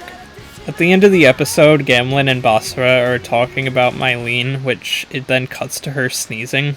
I might be thinking too hard about this, because sneezing means someone is talking about you is a pretty common superstition in Japan, but they made this exact joke in SDF with Max, and considering Mylene is Max's daughter, I'd like to think this is a subtle callback that only I probably understood, because it might not even be a callback. What better way to start the next episode with another Planet Dance performance, though? Civil's in the crowd stealing people's spiritia, seemingly no longer affected by Planet Dance. I suppose she's grown immunity just like me. After the show, Ray and Max hold a discussion discussing the establishment of something called Sound Force. It's basically what Basara's been doing up until this point, singing in battle, except it's actually officially recognized by the government and it's not just Basara. Although the catch to this is that Max and Milia don't want Mylene risking her life on the battlefield, so it's up to Ray to find a new member of Firebomber to cover the role. As the discussion of current events continues, Exidol just casually name-drops a species known as the Proto Deviln, who activate a primal fair amongst Zentradi. Considering Milia's fair around Civil a couple episodes ago, we can pretty much assume Proto Deviln is the proper term for the aliens. Exodul's a bit of a troll though, and he just dips without any further elaboration on them. Thanks a lot, man. Max receives word from the Macross 5 that they've discovered a new habitable planet akin to Earth, which they've dubbed Planet Lux. The Macross 7's invited as its citizens are clamoring for a Firebomber concert. Ray returns back to the apartment and explains Sound Force, which Basara ends up digging since it shows he's at least gotten through to the military somewhat. However, once Mylene hears she's not allowed to participate, she obviously gets really pissed. While I do perfectly understand her frustrations towards being excluded, as it stands, I could totally understand why even Basara doesn't want her tagging along. It's not just the fact she'll be in danger, she's proven herself to be a more than capable pilot. Basara's entire reason for doing all this is to get through to people without violence, something Mylene still doesn't fully get. She has shown no hesitation in wiping out the enemies with missiles, in fact she even seems to somewhat revel in it. Her current viewpoint is so detached from what Basara, and by extension Sound Force, stands for. Anyways, here's a crazy ass scene where Civil sees Basara practicing and tries taking his Spiritia by straight up fucking kissing him. Not only does he just seem unamused, but his Spiritia is so strong that it overloads her, causing an explosion, sending her flying all the way across City 7. Basara gets injured, which is poor timing considering the enemies have infiltrated the city and begun wrecking shit up. Seeing the injuries, Mylene decides to step up and pilot the Valkyrie herself. She proceeds to immediately disappoint him by resorting to missiles, and Basara tells her this is exactly why she can't be part of Sound Force. She just needs to sing. His words somewhat get through to her as she begins firing speaker pods and doing her own rendition of Planet Dance. Basara still gets the feeling she isn't taking this very seriously, but as the battle progresses, she gets more and more into it, with them eventually breaking out into a duet. This is enough to restore Basara's faith in her, and she eventually gets approval to join Sound Force. At the ceremony, we get our glimpse of the new Sound Force Valkyries. Ray and Vivitas co-pilot a green bulky one that's basic but pretty cool, while Mylene gets a pink one with tits. I mean, I still think it's a cool design, I don't know why Kawamori gave the robot boobs. Max is shocked to see Mylene, but Ray reminds him that it was his job to pick the fourth member, and Mylene has proven herself to be an essential member to Firebomber. During the ceremony, Basara barges in and proclaims that he refuses to be part of a Sound Force that's under military jurisdiction, something I find to be totally fair. But Starlight, shouldn't he be glad the military's willing to work with him? Well, I'm glad you asked, Ten for Mudasei Yatsura. While it's true that the militaries recognize the effectiveness of his music, he doesn't want it to be treated as just another weapon against the Proto Deviln, as using his music to chase away or kill the enemies would go against the entire purpose. Not to mention that being told when to sing and how to sing goes against his mindset as an artist. When he sings, he wants it to come from the heart. He wants the feelings that go into his songs to be genuine and for it to reach the enemies. So yes, while the military supporting Basara's music is a good thing, he doesn't feel like they're supporting it for the right reasons. The next episode shows Civil floating in a weird energy ball in the middle of the woods, with Basara being sad, wondering where she went. On another sad note, with Diamond Force basically being out of commission, the military decides to open a new squadron known as Emerald Force. During discussions, Basara barges in late singing Totsugeki Love Heart, which pisses them off. For the reasons I said just a little bit ago, Basara's annoyed over the fact that they want Sound Force to play select songs at select times. After the meeting, Gamlin asks Milia to let him join Emerald Force, but she instead proposes the idea of establishing a new Diamond Force with new members. These guys are named Dick and Mori. Ain't those the guys from Multiverses? This new Diamond Force will be in charge of protecting City 7 and looking for alien infiltrators such as Civil and now Gigil, who's currently wandering the city looking for Civil himself. Gamlin reluctantly accepts the proposal, and on his way back from visiting his buddy's grave, sees an ongoing Firebomber street performance. Once Mylene notices him, he decides to leave, which Ray explains is probably due to shame after not being allowed on Emerald Force due to his numerous fumbles up until this point. Before Mylene goes to confront him, Basara hands her an apple, but she insists that Gamlen isn't the type of guy who would bite into a whole apple before immediately cutting into Gamlen biting into a whole apple. That was a good joke. It made me nose exhale. Not only does she give him the doctor repellent, but she gives him a small keychain as a lucky charm. But what-oh, here comes Gigil and his goon squad. We get Sound Force's first official rendezvous, where Basara fucks everything over by just doing his own thing and not caring about organization. On one hand, yeah, I can see how his lack of cooperation would get a bit annoying, but also, for his songs to be effective, they need to be genuine. And he can't be genuine if he's artificially holding himself back just so the others can keep up. It doesn't really matter anyways, because Diamond Force arrives and successfully deals with the aliens themselves, thus reigniting Gamlen's passion for the group. It's also revealed that Milia appointed Gamlen to Diamond Force instead of Emerald Force, not because he's a fuck-up, but because she believes him to be the most skilled pilot of all. Well, ain't that just wholesome 100? Not as wholesome as Gigil trying to awake Civil by stealing a bunch of Spiritia. He just loves her so much. What a nice guy. In order to better improve Basara's teamwork skills, Akiko decides to make him do a duet with Alice Holiday, who has been hyped up as the top artist. I wonder what songs she— God damn it, they're just Macross 2 songs. If Macross 2 truly is placed at the end of the timeline, then does that mean that the Macross 2 characters all plagiarized their songs from the Macross 7 era? Anyways, this style of music is completely out of Basara's comfort zone, and he completely fumbles. Anyways, we get a chill scene of Mylene and Gamlen just chilling in their Valkyries as he's keeping watch over the city for any weird Proto Deviln, which they eventually find. A fight breaks out with Gamlen trying to hold them off while Mylene uses the boob speakers, which triggers the alarm. Upon hearing it, Basara runs to a nearby taxi where Flower Girl is there, and then he takes her flowers and just hands them back to her, being like, "Oh, you forgot these? What the fuck, Kawamori? I hate you!" During the fight, Mylene loses her cool and ends up firing a missile, which spawns Basara singing Planet Dance and everything. Between Basara showing up, as well as Rick and Morty, Gigil has no choice but to retreat. They try chasing him down, but are soon disrupted by the Macross 7, which is suddenly folding. It turns out they finally arrived at Planet Lux, the planet mentioned by the Macross 5. Max attempts to communicate with the Macross 5, but gets no response. Curious about what the planet looks like, Basara takes off on his Valkyrie, with Mylene following after him. We also get a scene of Gamlen and the Battle 7 bridge crew visiting the ex-Diamond Force commander at the hospital.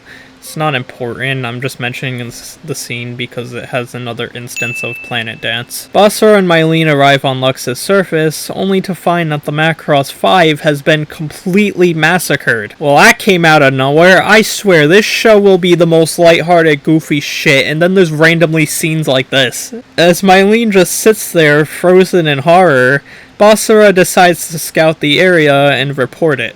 Exidol yet again claims it to be the work of the Proto Deviln, still not explaining what they even are, you fucking dickhead! Fortunately, while scouting the area, Basara notices a lack of any actual bodies, meaning there's a good chance that the citizens of the Macross 5 are just captured and not dead.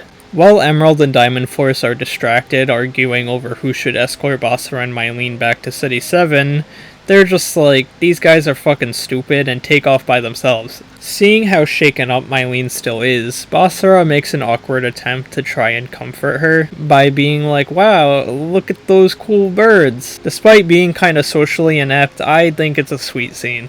With the Macross 7 in disarray, Gepelnich's fleet decides to launch a full-scale attack. He hijacks the communication system and declares he has them trapped, and they're subjects to whatever fucked up experiment he has planned. Everyone takes charge, with even the old Diamond Force commander, Kinryu, forcing himself out of his hospital bed and into a Valkyrie. Sound Force tries going to Gepelnich's mothership, only to find that it's too strong for a speaker pod to get into. Ray reveals that they've been working on a much larger and more powerful speaker pod called the Speaker Pod Gamma, but they need to wait for the right moment to launch it. In order to make a clear path for Sound Force, Kinryu sacrifices himself while singing Totsugeki Love Heart. With their defenses down, Basara fires the pod and successfully mindfucks Gepelnich with his song. While Gepelnich is distracted, Max fires the Macross cannon, wiping out a good chunk of the enemy fleet. This causes Gepelnich to order a retreat, but not before casting some sort of weird spell on Basara, thus segueing us into my personal favorite episode of the series, Rainbow-Colored Song Energy. The episode starts with us seeing that Gepelnich has completely sealed Basara's singing voice, which is unfortunate for him as there's a planned concert that night to help alleviate the stress that went down last episode. In an attempt to lift his spirits after his commander just died, Mylene invites Gamlen to the concert. Before the show, Dr. Chiba invites Firebomber to bear witness to his latest invention, the Sound Energy System. He's expressed before that bearing witness to Minmei's feats have inspired him to study the hidden power of music, aka the singer's ability to channel one's emotions through the listener. While this has always seemed like a metaphorical thing, he began finding ways to turn song energy into a real tangible force, thus leading to the Sound Energy System, a device that turns the emotions of the singer into real visible energy that upon being touched can make one feel whatever the singer feels. You could definitely take this as a jump the shark moment for Macross. I mean, they're literally generating fucking Dragon Ball Ki. But in all honesty, I don't think song energy changes much of anything. Is I'm gonna sing a song to make you feel emotion really that much different from I'm gonna sing a song that generates a laser that makes you feel emotion? It's kinda just an extra step that adds some visual flair to the series. Seeing this in action seems to upset Basara as he's still unable to sing. He walks out, trying to play it cool, but when Mylene teases him, the artists use really good expression work to show that he is not okay. Listen, is his jealousy towards Mylene a little petty? Yeah, but I can't exactly blame the guy. Getting your voice taken away already sucks. But when he devotes his whole existence to singing, like, yeah, I'd be pretty sad too. After he leaves, Dr. Chiba, Akiko, and Rei agree that they need Basara in order to utilize song energy to its fullest, but Mylene insists that she's enough to do it by herself. And they're just like, I suppose we can let her cook. Speaking of being cooked, Exidol finally reveals that the Proto Deviln are an entity who once wiped out an entire Zentradi fleet, which is why Zentradi such as him and Milia have developed an evolutionary fear of them. They ask for more info, but he just dips once again. You guys like to call Basara a selfish prick, but Exidol's just out here casually withholding information for no reason. With enough Spiritia drained, the Proto Deviln are able to awaken a new one known as Grabble, and just as Exidol said before, Grabble manages to wipe out an entire fleet in an instant. Basara's sadly trying to sing all by himself, but best bro Guvava comes and brings him to the Firebomber concert. Mylene is covering as the lead vocalist, and her sound energy levels seem to be rather low. But once Gamlen arrives in the audience, they immediately spike up. The feelings of the song being directed towards him causes the sound energy to quite literally go to him. However, they don't fully reach him as she still has some hesitation in her heart. This inner conflict on whether or not she loves Gamlen in this way causes her energy levels to fluctuate. This pisses off Dr. Chiba so much he shouts, "It's love! Do you remember love?" They fucking thought they ate with that line, and you know what they did, it was straight flames on paper. Things get more out of hand when Basara arrives on stage playing his guitar. Her energy flows back and forth between him and Gamlen, eventually breaking into two, creating a triangle. Look at this fucking shot. These guys were on a clever streak this episode, weren't they? We're reaching the end of a Macross 7 episode, you know what that means. However, Grabble seems like their biggest threat yet, firing massive lasers that destroy entire fleets. Rei catches on that Basara's unable to sing, and they have to rely on Mylene to save the day. Which goes terribly wrong as Grabble just yanks her and tries eating her, knocking away Diamond Force like they're flies. Before he can chomp her, Basara flies in and holds his mouth open with all his might. Seeing him still trying to sing despite the situation inspires Mylene to finally step up to the plate and sing strong enough for both of them. Before Grabble can crush her Valkyrie, she jumps out of it, giving us an iconic Macross fall moment. Gamlin catches her, and she gives a speech about how she isn't gonna run away and is gonna keep singing for both herself and Basara. The spiritia emanating from her is so powerful that it's able to override Gepelnich's sealing properties, thus breaking Basara's curse and letting him sing again. The combined efforts of Basara and Mylene produces enough song energy in spiritia to deflect Grabble's laser, giving us a fucking Dragon Ball beam struggle in Macross. They eventually break through, weakening Grabble enough to make him flee. This right here was one of the coolest fucking scenes I've seen in anime. Not only is the song and all of these shots amazing, but narratively speaking, this is what the series has been leading up to. Mylene and even Gamlin were finally able to see Basara's vision and step up when he couldn't. This shit means something to me, man! Next episode starts with Gepelnich awakening a new Proto Deviln named Gabble, who's in charge of keeping the Beast One, Grabble, under control. Yes, their names are Gabble and Grabble, and yes, I mixed them up multiple times in my notes, please don't hate me. Despite the happy ending last episode, Basara is actually pretty pissed by the outcome, as despite the combined efforts of both him and Mylene, Grabble is yet another enemy who didn't truly listen to his song. He's so sad he doesn't even want to sing Planet Dance. He ends up leaving the practice session where Chiba rolls up and takes the flower girl's flowers. What the fuck? Hey guys, this is editing at 6 a.m. Starlight with a crusty mic, and I didn't realize until editing that Dr. Chiba actually didn't steal the flowers. I would apologize for defaming him, but he is a pedophile, so I'm not sorry. Basara heads to a rooftop to vent his frustrations, but in the midst of his song, Gigil shows up and fucking kidnaps him.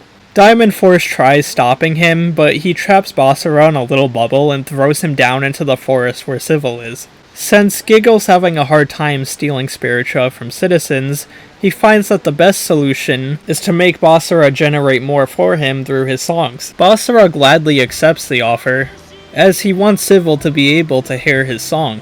After a while of trying, it still isn't working, with him and Gigil getting progressively more frustrated. He eventually has to stop, however, as Gabble and Grabble are destroying the city. During the battle, him, Mylene, and Gamlin end up getting their asses kicked. And after 28 episodes of continuous failure, Basara finally snaps. On his own volition, he does what he's sworn to never do and fires a missile. A missile that's blocked by none other than the man who hated him most, Gamlin. Gamlin asks him what the fuck he's doing and tells him to keep singing. This gesture by Gamlin makes Basara realize something. People have heard his song. He got so fixated on making the enemies listen to him that he failed to realize how much he's gotten through to Gamlin and Mylene throughout the series. They were his two greatest detractors, but here they are now yelling at him to keep singing. This realization amps him up enough to get rid of the Proto Deviln and save the day, giving Gamlin a high five after the battle to express his gratitude.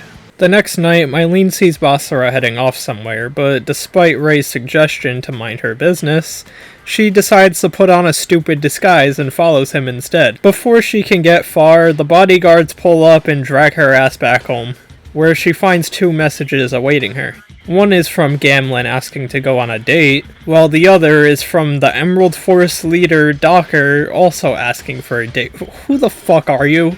The only thing she took from that message is the fact that he mentioned Max, which makes her ponder why her dad is in a sad divorce arc right now. She suddenly gets the idea that she wants to try and bring her parents back together.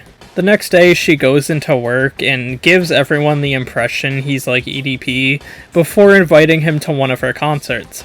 She also gives an invite to Milia, where she'll be seated directly next to Max. Ain't she just a genius? Basara being too busy singing to Civil gives Mylene a chance to put on a solo performance for her parents. They run a bit late, but they eventually do arrive, and we get a rather sweet scene of them remembering love. To think I made fun of Dr. Chiba, I think that line was even more shameless. This is a short-lived moment though, as the alarm sounding means they have to go back into mayor and general mode, which sends them into another argument.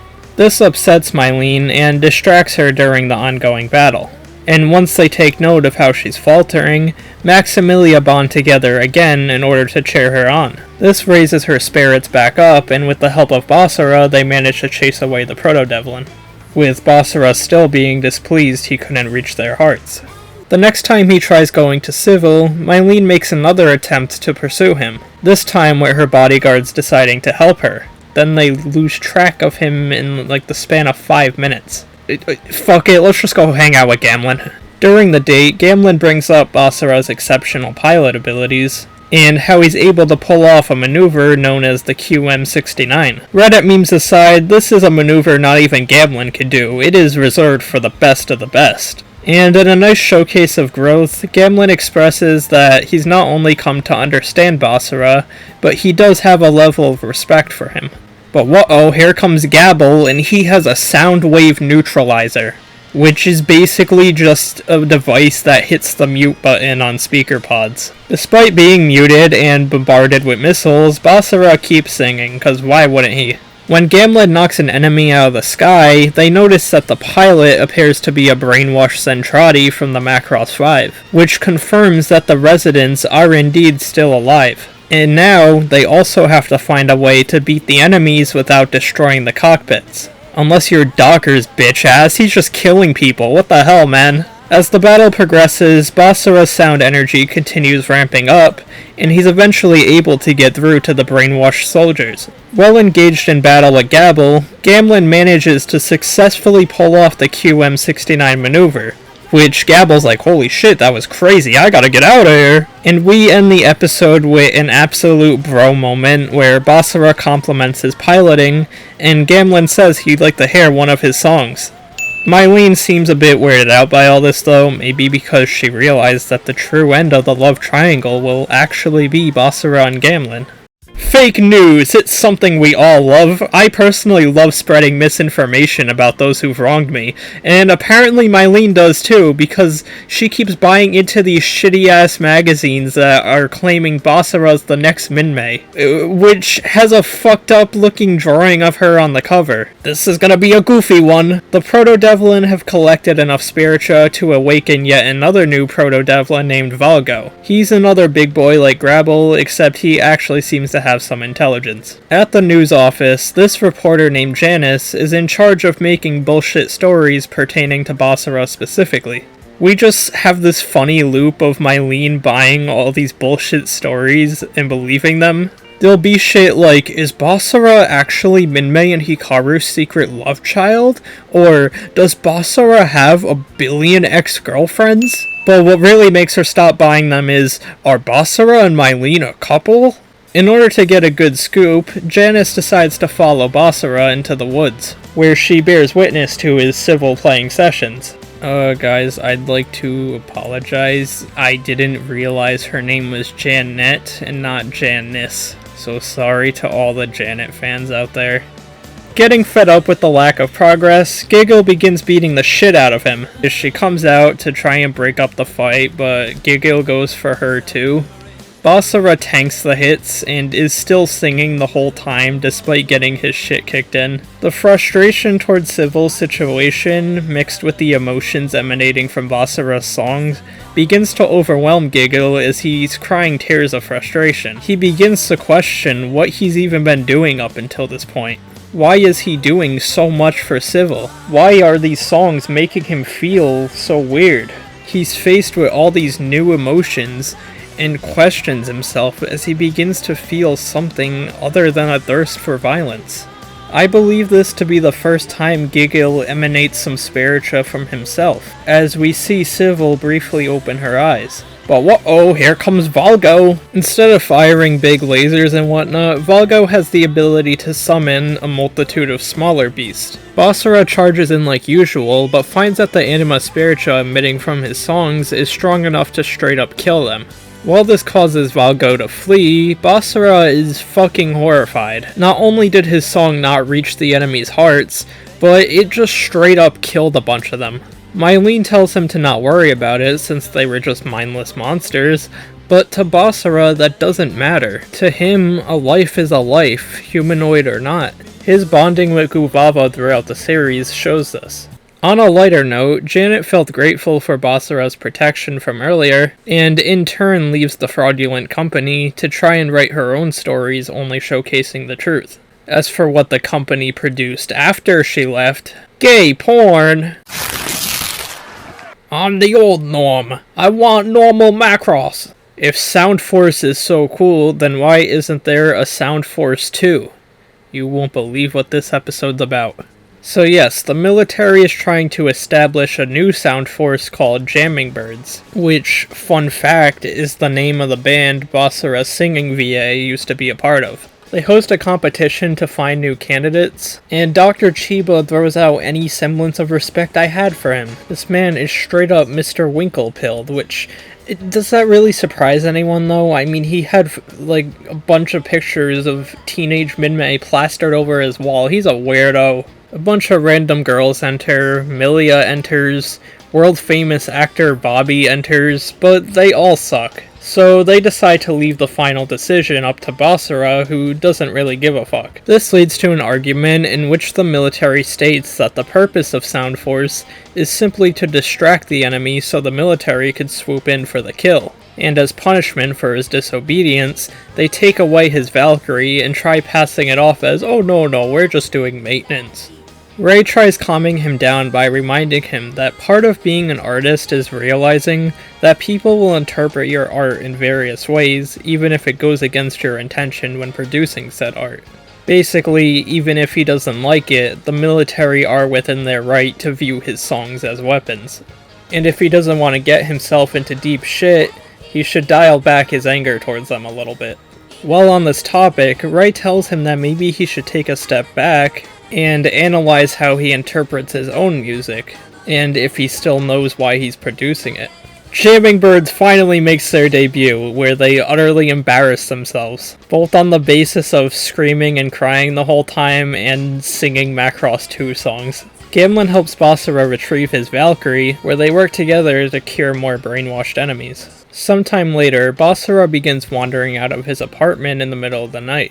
When stopped and questioned by Ray, Basara shows that he took his words to heart, as he wants to take a journey of self-discovery to rediscover why he sings. However, before he sets out, he decides to give singing to Civil one last whirl, with Mylene finally trailing him successfully. Seeing Basara singing to the enemy horrifies her, and she immediately snitches on him to Max.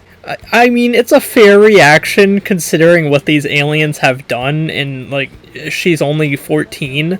But imagine if Max wasn't as understanding as he is, and he just sentenced Basara to the death penalty right there. Man, the main idol getting the death penalty, Kawamori would be crazy for that. Although Max doesn't do anything, a nearby military captain overhears the conversation and orders for his soldiers to go into the woods and capture Civil, which they successfully do so as Basara was busy trying to get his Valkyrie so he could play the song louder, and Gigil was busy draining Spiritia from humans. They both return at the same time and blame each other for her disappearance, with a fight eventually breaking out.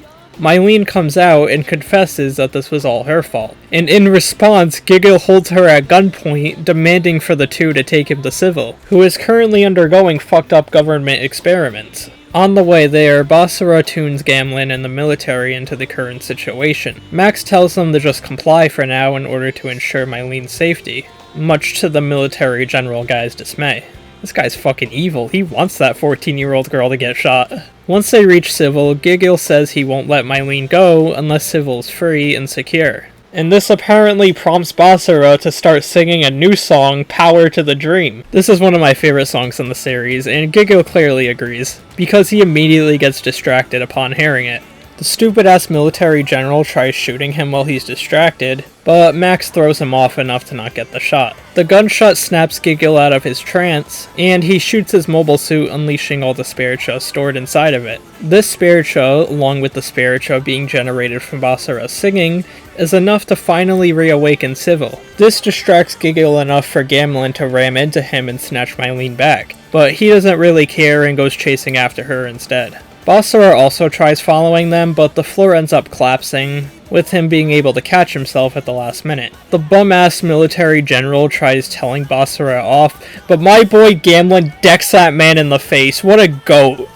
Even Milia's like, shit, I'm glad someone did it. Basara notices the Spiritia was able to bring about life in the form of a flower, and decides to take it home with him. He leaves it in Rei's care as he finally sets off on his journey of self-discovery. Mylene gets pretty upset, blaming herself for Basara leaving, but Rei reassures her that this had been a long time coming, and her snitching to the military had nothing to do with it. Basara wanders around the planet, reflecting on what happened in the last episode. Despite freeing Civil, the fact that it was the stolen Spiritia from Gigil's mech that contributed to it sours any sense of accomplishment he would have. Speaking of Gigil, he's still searching for Civil, having basically abandoned all of his duties by this point. Upset by how much Civil's presence has thrown off things, Gepelnich orders for Valgo to find her and kill her. Mylene is leading a new concert, where she's still coping that Basara will return at any second. Vivitas delivers her second line of the series, telling her that Basara won't be coming back anytime soon. Still feeling guilty over not trusting him and snitching to the military, Rei tells her that she should just go look for Basara herself so she can apologize. As the final act of the show, she flies away playing Remember 16 with tear-filled eyes, now desperate to make things right. I've given Basara a lot of love this series, so I think it's time to give some to Mylene too, because her character growth in this series really is fantastic. She used to be sort of a brat, and would rather get mad at Basara for not being straight up instead of taking the time to ponder on what he's actually trying to say. But now, not only has she come to understand his viewpoint, but she's even willing to admit when she's in the wrong. Gamlin's also in the same boat of good character growth, as after bearing witness to the military's corruption in the last episode, he decides to step down. And as a compromise, Milia allows him to act as Mylene's bodyguard, which she's gonna need considering she's heading for Basara, who's in Proto Deviln territory. So yeah, it turns out Gepelnich has now sent Valgo, Gabble, and Grabble to kill Civil, and now Gigil. The Proto Deviln are sorta just having their own little in-war. Valgo decides to hold off Gigil, while Gabble and Grabble look for Civil. Gigil's getting his ass absolutely handed to him, and so he turns to the best anti-Proto Deviln weapon he could think of, singing. That is right, Gigil is singing one of Basara's songs, and this is a very significant scene, as it shows us as viewers that Basara's songs can indeed reach the heart of even a Proto Deviln. While this goes down, Gabble and Grabble detect Basara's presence and decide to corner him.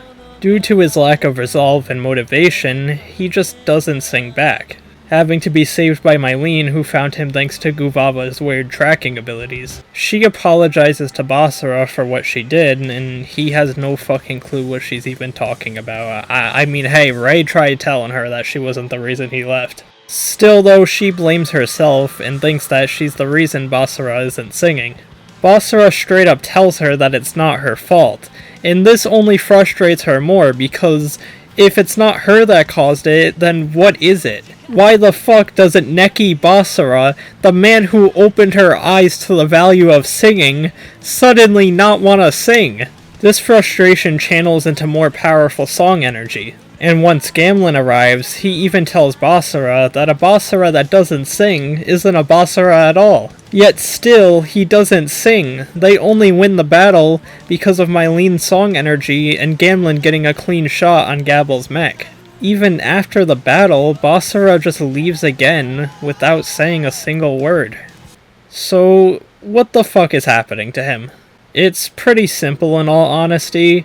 After failing over and over to bring his songs as far as he'd like, he's lost sight of why he's even started singing to begin with. He's simply burnt out, he's lost passion, and he doesn't want to sing again until he's found it. Even though Gamlin and Mylene's hearts are in the right place, if he doesn't feel like singing, then he probably shouldn't, as a true song is one that comes from the heart. Basara losing faith in his singing around the same time that everyone else finally saw the value of it is sort of a cruel twist of fate. The next episode gives us a glimpse into how City 7 is holding up throughout all this. There's mass panic circulating through the media that Firebomber's gonna disassemble. But the military doesn't care, cause they for real think jamming birds is still gonna take off. This is also the episode with the Basara eating a leaf gif. I have no idea how this gif has become popular enough to reach even outside of the Macross community. Like, there's people who know Basara as the leaf guy. But you know what, it's a cool ass scene. There's no real context behind it, it just cuts to him eating a leaf. Gamlen finally decides to tell Mylene about how he quit the military, which she responds to with utter confusion. Between Basara questioning his singing and Gamlen questioning the military, her brain can't grasp why everybody needs to question the things they do instead of simply doing them. Their conversation's cut short though once Gamlen notices that Guvava's missing. Mylene says she let him go get water on his own, which Gamlen understandably calls her a dumbass. Why would you let a small creature wander around some mysterious planet unsupervised? Is she stupid? Yeah, she even admits to it herself. It takes all day and they still don't find him, so they decide to rest up at a campfire, giving us a really nice scene where she sings into the night sky, hoping Guvava will hear her voice. The general atmosphere of this scene is just a chill time. I like their interactions, I like the song, and then a fucking Stegosaurus attacks their camp! It's okay though, he steps on the fire, goes yikes, and then runs away. The next morning we find out that Guvava was actually just seeking out Basara, and somehow just telepathically communicates to Mylene. I still don't get it, he is some creature of unspeakable power. She perfectly understood what he said. Like, could Guvava solo the Proto Deviln if he really put his heart to it? Anyways, he tries returning to Mylene but gets attacked by the same Stegosaurus creature from before. Gamlen tries killing it, but Basara arrives and is like, dude, what the fuck? That's like an innocent creature. So they get the better idea of singing to it, which this is Macross, of course it ends up working. After the battle, Mylene tells Basara that she finally understands the power of music, and asks him to come back, but he's just like, I mean, that's cool, but I'm still not ready, and then he dips again. Next episode, we get a glimpse into one of Basara's dreams, in which a young Basara sings at a mountain before Civil arrives. Moving a mountain is a simple yet effective metaphor for trying to overcome the impossible, as impossible is what many would deem Basara's quest to change the Proto Deviln. Once he wakes up, he flies off and explores the planet some more, finding a giant cloud of smoke in the distance. Like any sensible person would do, he just charges straight in, and this fucks up his Valkyrie. But lucky for him, there's a volcanic island with a giant projected civil in the center. Due to the environment fucking up the jet boosters on the Valkyrie, he's forced to switch to Batroid mode and climb it manually. Once he climbs up the island's cliff, he sees Gigil there, where they form a truce and climb up the mountain to find Civil together. At one point, Basara's knocked off the mountain and gets trapped under a pile of rubble, where Gigil reluctantly saves him, claiming he only did it because he needs his help waking up Civil. Basara gets confused as he thought Civil's already woken up, but Gigil tells him it was only temporary, and she's currently residing in the core of the island. Gigil falls in the midst of the climb, where Basara catches him, another showcase that they've gained some sort of respect for each other, at least enough to not let each other die. Gigil questions why Basara hasn't been singing, but Basara shrugs out the question by telling him to shut up and keep moving. Once they reach the top, they find a cave entrance, and consider that it'd be safer to go that way as opposed to climbing again. Which turns out to not be entirely true, as the floor collapses, where the two slowly begin submerging into a pool of lava. Gigil begins panicking, firing missiles everywhere and shit-talking Basara, but his sheer determination to save Civil makes him climb out of his mech and onto Basara's. Seeing Gigil's determination fires Basara up a bit, and he ends up getting rid of Gigil's mech, which takes off just enough weight for him to fly back to the top. As Gigil tries reaching Civil, he's blocked by some electrical barrier, which Basara tanks with his Valkyrie, telling Gigil to get a move on. The volcano begins crumbling, leaving Basara to ditch his Valkyrie. Gigil risks his life climbing to the bottom trying to reach for Civil, a sight that inspires Basara so much he finally begins singing again. This song generates enough sound energy for Mylene and Gamlen to begin tracking him.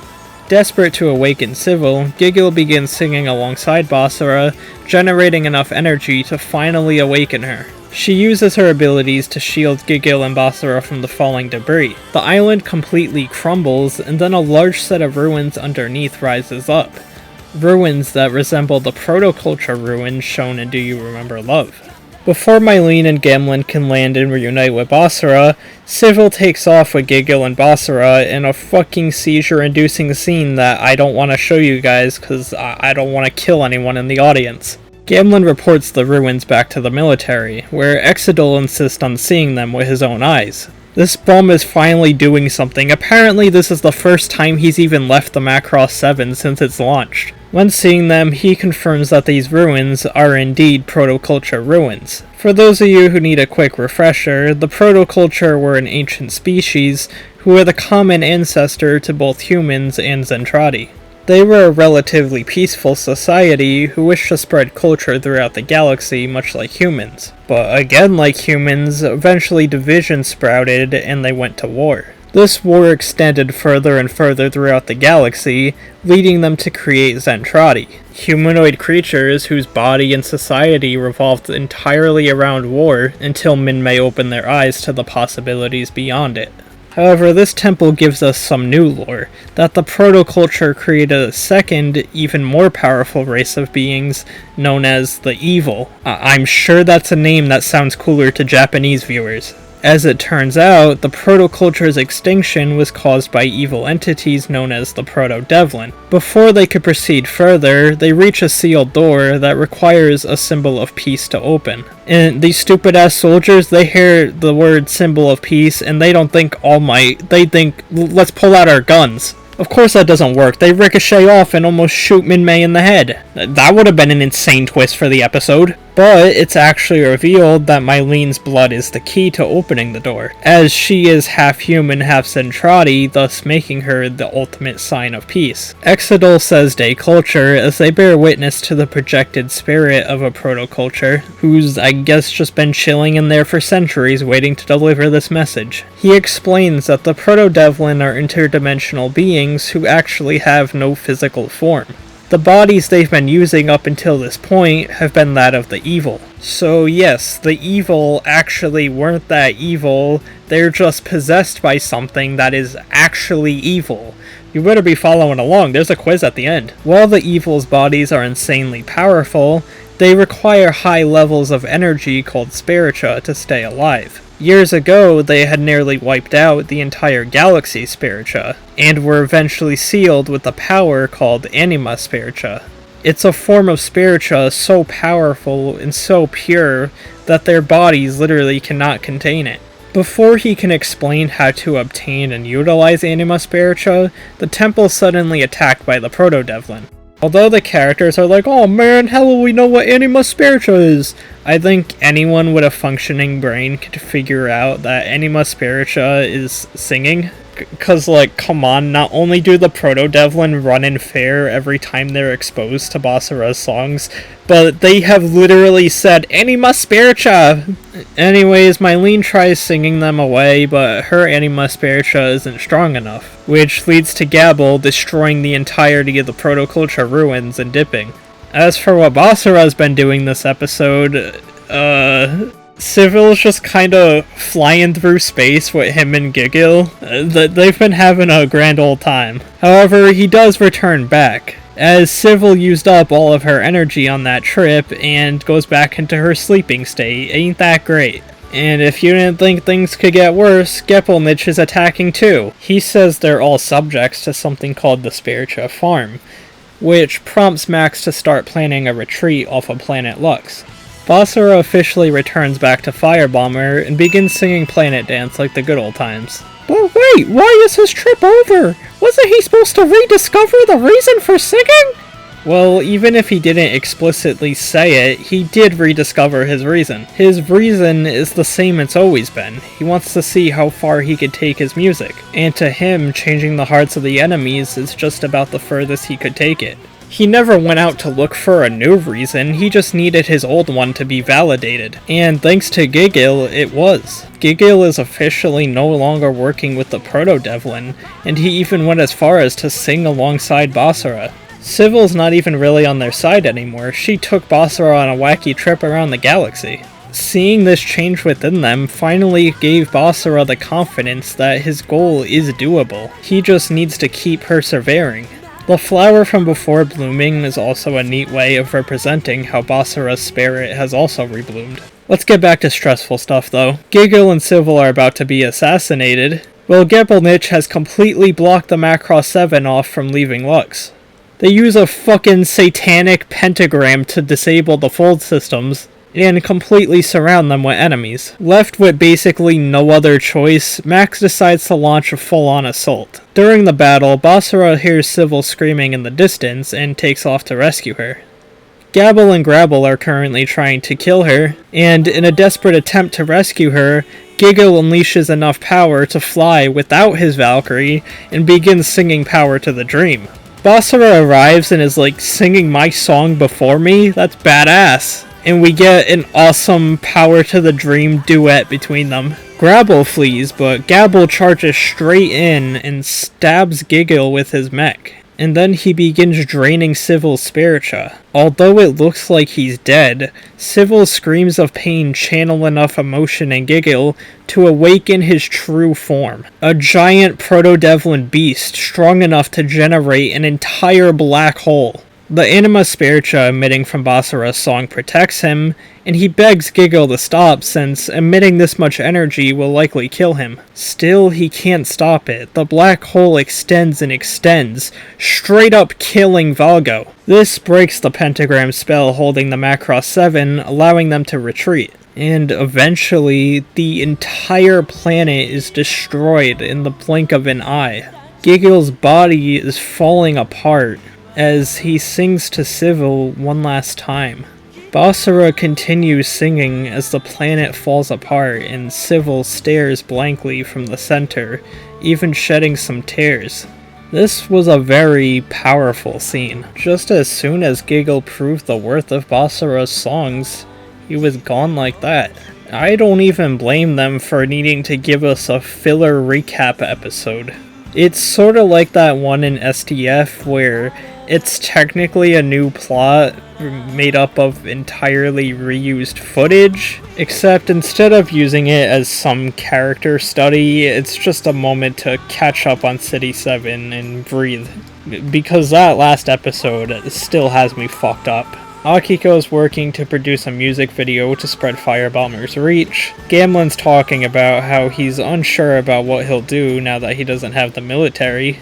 Max and Exidal are discussing the Protoculture history, and we get a small fight at the end where Gabble and Basara confront each other, with Gabble insisting that his heart can't be changed like Gigil's. But Basara shows that Gigil's sacrifice has given him the will to keep pushing forward. In a way, he was the mountain that was able to be moved. And for the first and only time of the series, Basara sheds a tear. Let's lighten the mood by upping the Planet Dance and Totsugeki Love Heart counter, because this was a recap episode, we had a lot of those. Next episode begins with the military being filled in on what went down with Gigil and Civil, with them still reaching the conclusion that the Proto Deviln are something that should be killed, and Basara's music should be the means to do so. These guys are kind of morons. They even try saying, oh, maybe Gigil was just a brainwashed humans, but no, he turned into a giant monster and nuked an entire planet! Despite his hatred towards the military, Basara has a chat with Gamlen and convinces him to rejoin. As for why he did this, I think it ties back to what Mylene said earlier, how Gamlen's doubts about being a soldier mirror Basara's doubts about being a singer. Basara has now learned to not let a couple of small bumps in the road detract him from achieving his goal. Therefore, Gamlen shouldn't let a couple of corrupt dudes also detract him from his goal of protecting others. This seems to get through to him as he decides to rejoin Diamond Force, just in time for the upcoming battle. Although they have new and improved sound boosters, they notice that none of the enemies seem to be hearing Basara's song, more so than usual. When Diamond Force blasts open an enemy mech, it's revealed that there's no pilots inside them. After some tracking, they find Gabble in the distance who's been using a device to control them remotely. Basara's song just penetrates through an asteroid and causes him to flee immediately. And after the battle, Gamlen has a talk with him saying that he'll keep fighting to ensure that people will be able to hear Basara's song, closing things off with an acoustic cover of Totsugeki Love Heart. We're all pretty big Basara fans by this point, but what if I told you this kid with this doohickey guvava is actually a Mylene fan? Basara does kinda suck. Shut the fuck up, Quentin Reviews! This kid even picks a fight with some creeps who are selling inappropriate pictures of her, which, considering she's 14... Anyways, once the kid spots Mylene and Gamlen, he introduces himself as Billy and proceeds to be fucking obnoxious. I mean, he's a kid, what else is he gonna do? Mylene progressively gets more annoyed with him until she finally snaps, once the pedophiles frame him for taking the pictures. Our goat, Gamlen, beats them up and tells Mylene the truth, and feeling bad she thought of a 9-year-old as a pedophile, she goes to make things right. Once she arrives at the farm he stays at, Gabble comes out of nowhere and holds the area hostage. What is bro's problem? They're just farmers. With the help of large speakers used to cultivate plants, yes, music can actually help plants grow, she's able to distract him with music. She apologizes to Billy for the misunderstanding, and in response he helps her drive away the Proto Deviln by playing even louder Firebomber music through the speakers. Gabble tries stomping the child to death, but Mylene protects him and Gamlen comes to save the day. After sustaining some injury in the battle, Billy ends up in the hospital, where Mylene comes to visit him, where this fucking bastard flips her skirt. What is his problem? Gabble should have crushed him. For real though, this was probably the weakest episode of the series. Like, don't get me wrong, I do like Mylene, and this was some good character growth for her, but I found Billy to be a little too annoying. Not a bad episode by any means, but being sandwiched between a plethora of truly amazing episodes, yeah, no, this is just one that reeks of we have more episodes than we know what to do with. Thankfully, the next episode brings things back on track, as Dr. Chiba is explaining that Anima Spiritia may have something to do with sound energy, cause no shit, why wouldn't it? He proposes the idea of creating a wall with sound energy that can capture Proto Deviln. Basara objects to the idea, as holding them captive and stripping them of their freedom goes against his morals. Not to mention the fact that the last time the military captured a Proto Deviln, they performed fucked up experiments on her. Ray promises they can negotiate with the military to not do anything fucked up, and if they have one in hand, then they'll be able to prove that the Proto Deviln do indeed have hearts. Basara reluctantly agrees, and they begin practice. During practice, they run into a similar issue as before, where Basara is playing way too intensely for them to keep up. Instead of trying to restrict himself, even Gamlen steps in and tells Mylene that she should step up a bit.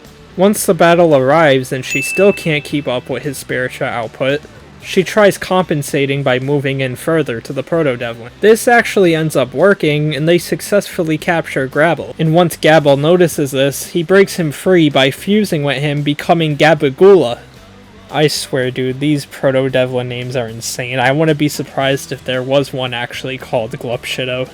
Anyways, yeah, Gabagula destroys the wall and begins wreaking havoc, with not even the Macross cannon being able to leave a scratch. He charges straight for Basara, who tries taking the attack by singing, an effort that goes in vain once he summons the super satanic pentagram. However, before Basara is killed, Civil shows up on the scene, somehow managing to rival Gabagula's power all by herself. Gepelnich orders for them to retreat, and Civil collapses, having used up all her spiritia. Seeing Civil defend Basara makes the people realize that maybe the Proto Deviln do indeed have hearts. But, to recharge herself, she tries stealing Basara's spiritia and then steals a bunch of other soldiers' spiritia, so that mindset's completely blown. Good going. I mean, she looked slightly guilty and didn't steal all of Basara's spiritia, so she has half a heart at least. It's Mylene's 15th birthday. What a fun and wacky episode this should be. The UN spacey government turns their back on the Macross 7, and orders for them to charge directly into the Proto Deviln's homeworld so they can buy some time and just see the full scope of their powers. Yes, they are being used as guinea pigs. Don't you just love the government? In order to keep the casualties to a minimal, Max says he'll only deploy with a small elite group, and will try and go about it in a stealthy manner. But considering the strength and the intelligence of the Proto Deviln, this is complete copium, but hey, at least he's trying. He dubs it Operation Stargazer. What if it was called Operation Starlighter? That would be funny, I think. And that's basically a suicide one. Basara thinks this sounds fucking awesome. And everyone agrees, yeah, we probably shouldn't bring Mylene, she's a child. She also did just fumble the whole sound wave wall thing. And unsurprisingly, this kind of ruins her birthday. Like, the realization that everyone she cares about is about to leave her, likely to their graves, she just begins crying.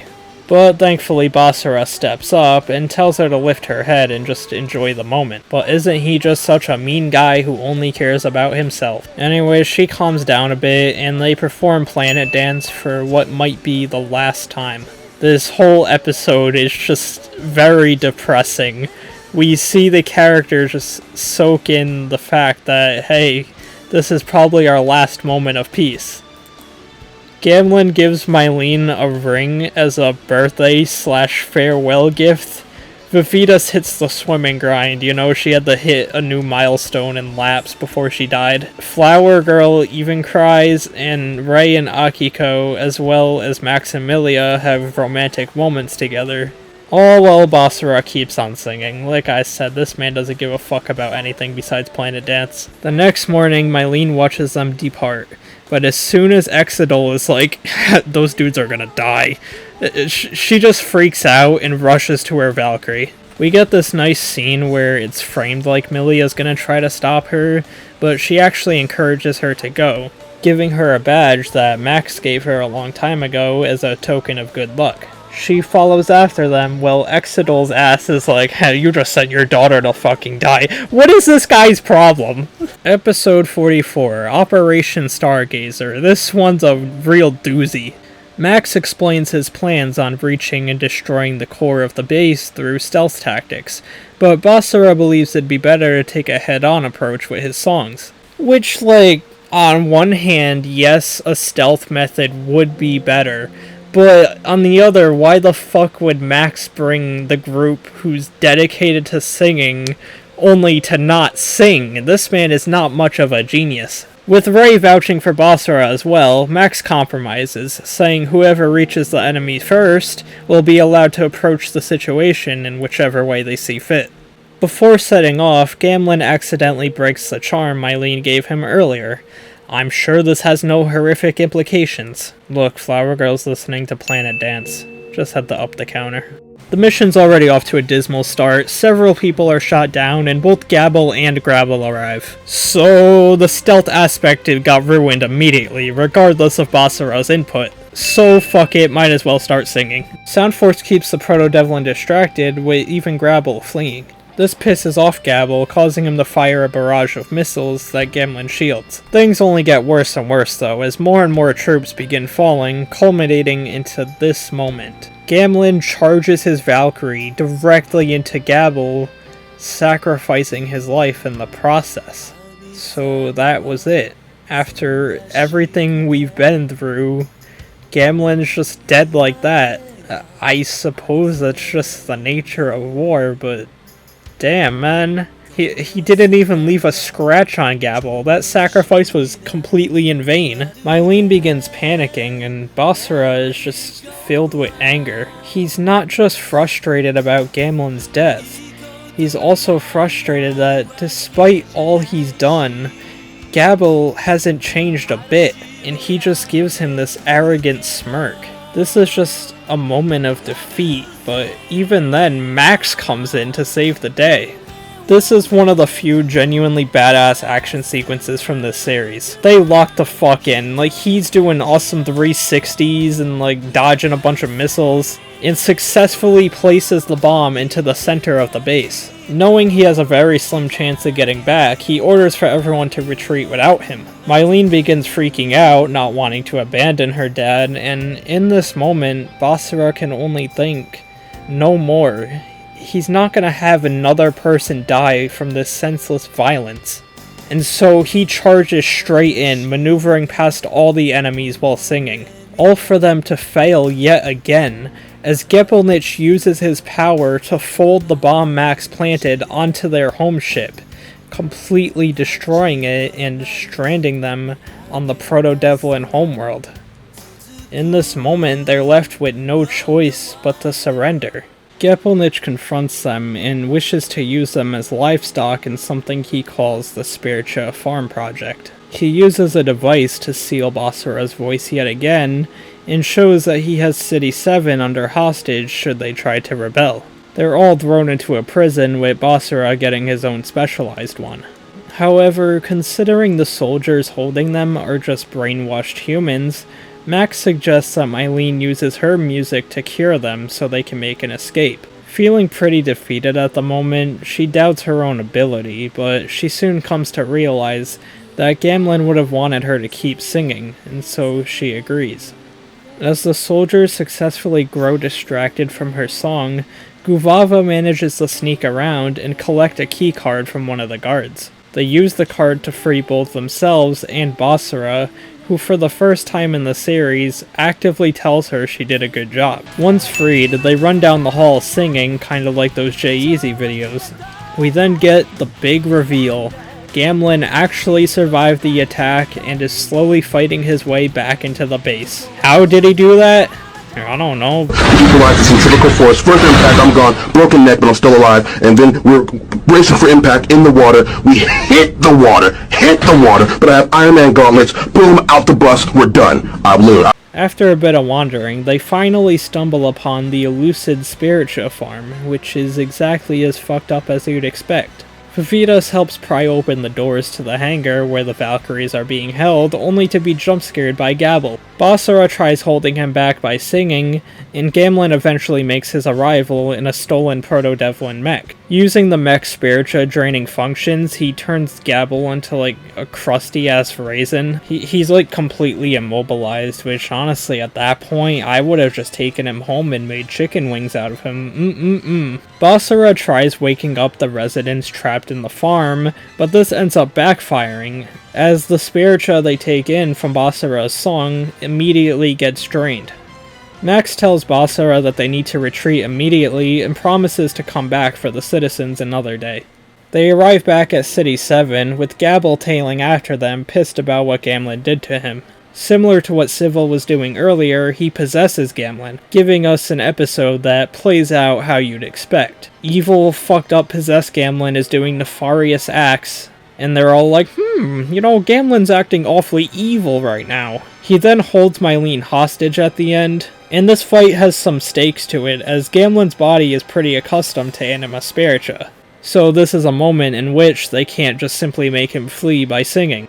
However, being in Gamlen's body also gives him the downside of being easier to kill, and so Max has to make a decision on whether or not he should fire a nuke that'll not only kill the Proto Deviln, but also Mylene and the rest of Sound Force. But the episode actually says fuck that conflict, and we get an admittedly pretty awesome scene where Mylene jumps out of her Valkyrie, pulls out possessed Gamlen, and saves the day with singing anyways. While narratively speaking, they just destroyed the stakes that they just set up, I think the coolness factor allows me to look past it a little bit. I like the song, and I like the visual of them drifting through space together as she sings it. It's cool. But overall, though, this episode is definitely one of the most forgettable of the series. Again, it's not bad. I really did like that ending scene. But it's just another case of being a relatively simple episode that is smacked in between a bunch of more intense, like, game-changing episodes. It's sort of a calm before the storm, if you will. I mean, if you consider Maximos nuking his daughter to be calm, but episode 47, Basara dies!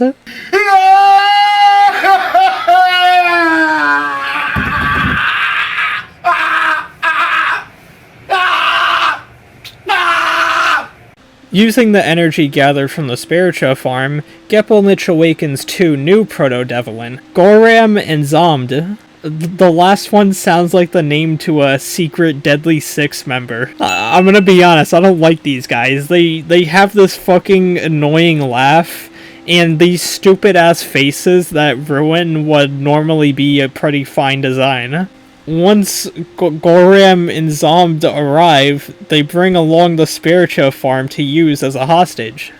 Basara tries singing, but yet again that only gives more energy to the farm that feeds the Proto Deviln. They do their annoying ass laugh and fire a giant laser that wipes out a couple ships. Realizing that as long as they have the farm, singing will only make them stronger, Gamlen comes up with a plan to teleport the farm away from them using fold boosters. This actually ends up working, and the military, being the fucking clowns that they are, think it's a good time to start firing nukes. And surprise, surprise, they don't do shit against these guys. So it's up to Basara to save the day yet again. Sound Force has another beam clash, and just as they're about to lose, Civil appears again to help save the day. Although they drive Goram and Zomd back, Civil seems to have used up all her energy and falls down to the surface. Not wanting to lose her for like the millionth time, Basara flies down and tries singing to her immediately. While holding her, her body begins naturally draining his Spiritia, but he's so desperate to bring her back that he doesn't resist. Once her consciousness begins kicking in, she starts freaking out as she doesn't want to drain all of Basara's Spiritia, but it's too late. He collapses to the floor, now a husk of a person. So, like, Basara didn't die. That title was a fucking lie. He's just completely devoid of a consciousness. I mean, that's not technically dead, but it is, but he's half dead. Overrun with anger, Civil charges directly for Gepelnich, where she declares that she's never gonna steal Spiritia again. She fires a big Spiritia-filled laser, and since she has Basara Spiritia, it also contains Anima Spiritia. Gepelnich just says fuck that and seals her away. Basara's strapped to a doohickey hospital bed, and Ray flashes back to when he found Basara by that mountain, optimistic that Basara won't die until he fulfills his dream of moving it. While Ray is chill, Mylene is freaking the fuck out, which makes Gamlen realize he's probably lost the love triangle. Remember when Civil fired a giant Spiritia beam at Gepelnich? Well, it turns out that provided him enough Spiritia to finally awaken his true form. But he needs to be cautious, as if he loses control of his power, he may end up draining all the Spiritia in the galaxy, leaving the Proto Deviln to eventually starve. In preparation for the upcoming battle, Dr. Chiba makes the ultimate weapon known as the Sound Buster, a device that amplifies sound energy so much that it will transform into enough Anima Spiritia to reseal the Proto Deviln for good. But Basara's half dead, so I guess we gotta rely on Mylene to use it. We also get a scene where Rex of the Rex Gang is like, it seems like I've lost the love triangle. Bitch, you weren't even part of it. Stupid ass Goram and Zomd appear again, having used their folding abilities to steal back the Spiritia farm. The battle makes its way back to the Proto Deviln homeworld, where they plan on having Mylene use the Sound Buster on Gepelnich directly. While descending down, Gamlen figures this might be his last chance to tell her, so he finally professes his love to Mylene. In a tragic twist, she says she likes him, but ultimately it's Basara who has her heart. This sucks for Gamlen, and it also sucks for Mylene because, spoilers, Basara doesn't ever reciprocate any of her love. Shoji Kawamori has literally said that Basara isn't the type to engage in love affairs. He might want to connect with people through his song, but romance has always been a no-go for him. This series has a love triangle where nobody ends up with each other, and while that may piss some people off, I honestly kinda dig it. First, Hikaru chose Misa over the more popular Minmei. Then the Macross Plus love triangle turned into some fucked up story about abuse and trauma. And now Macross 7 has characters finding purpose without the need for romance. Macross is always just throwing curveballs with its romantic subplots, and I appreciate that. It keeps me on my toes. Gamlen takes it like a champ too. He recognizes and works through his petty jealousy, and goes back to fighting to protect the people like he always has. See, the Soundbuster turns out to be a double-edged sword, as lower quantities of Anima Spiritia will actually strengthen Gepelnich. The ceiling will only take place if his body absorbs more than it's capable of. Mylene tries singing with all her might, but because we need conflict, the Soundbuster fucking explodes before they could properly overload him. This causes Gepelnich to become so strong that he begins losing control of his own body. He becomes a living black hole that won't only drain the Spiritia, but will actually fucking destroy all life across the galaxy. Well, this is certainly the highest stakes we've seen in the Macross series. So let us finally conclude this 2-hour romp with the final episode of Macross 7, a voice reaching across the galaxy.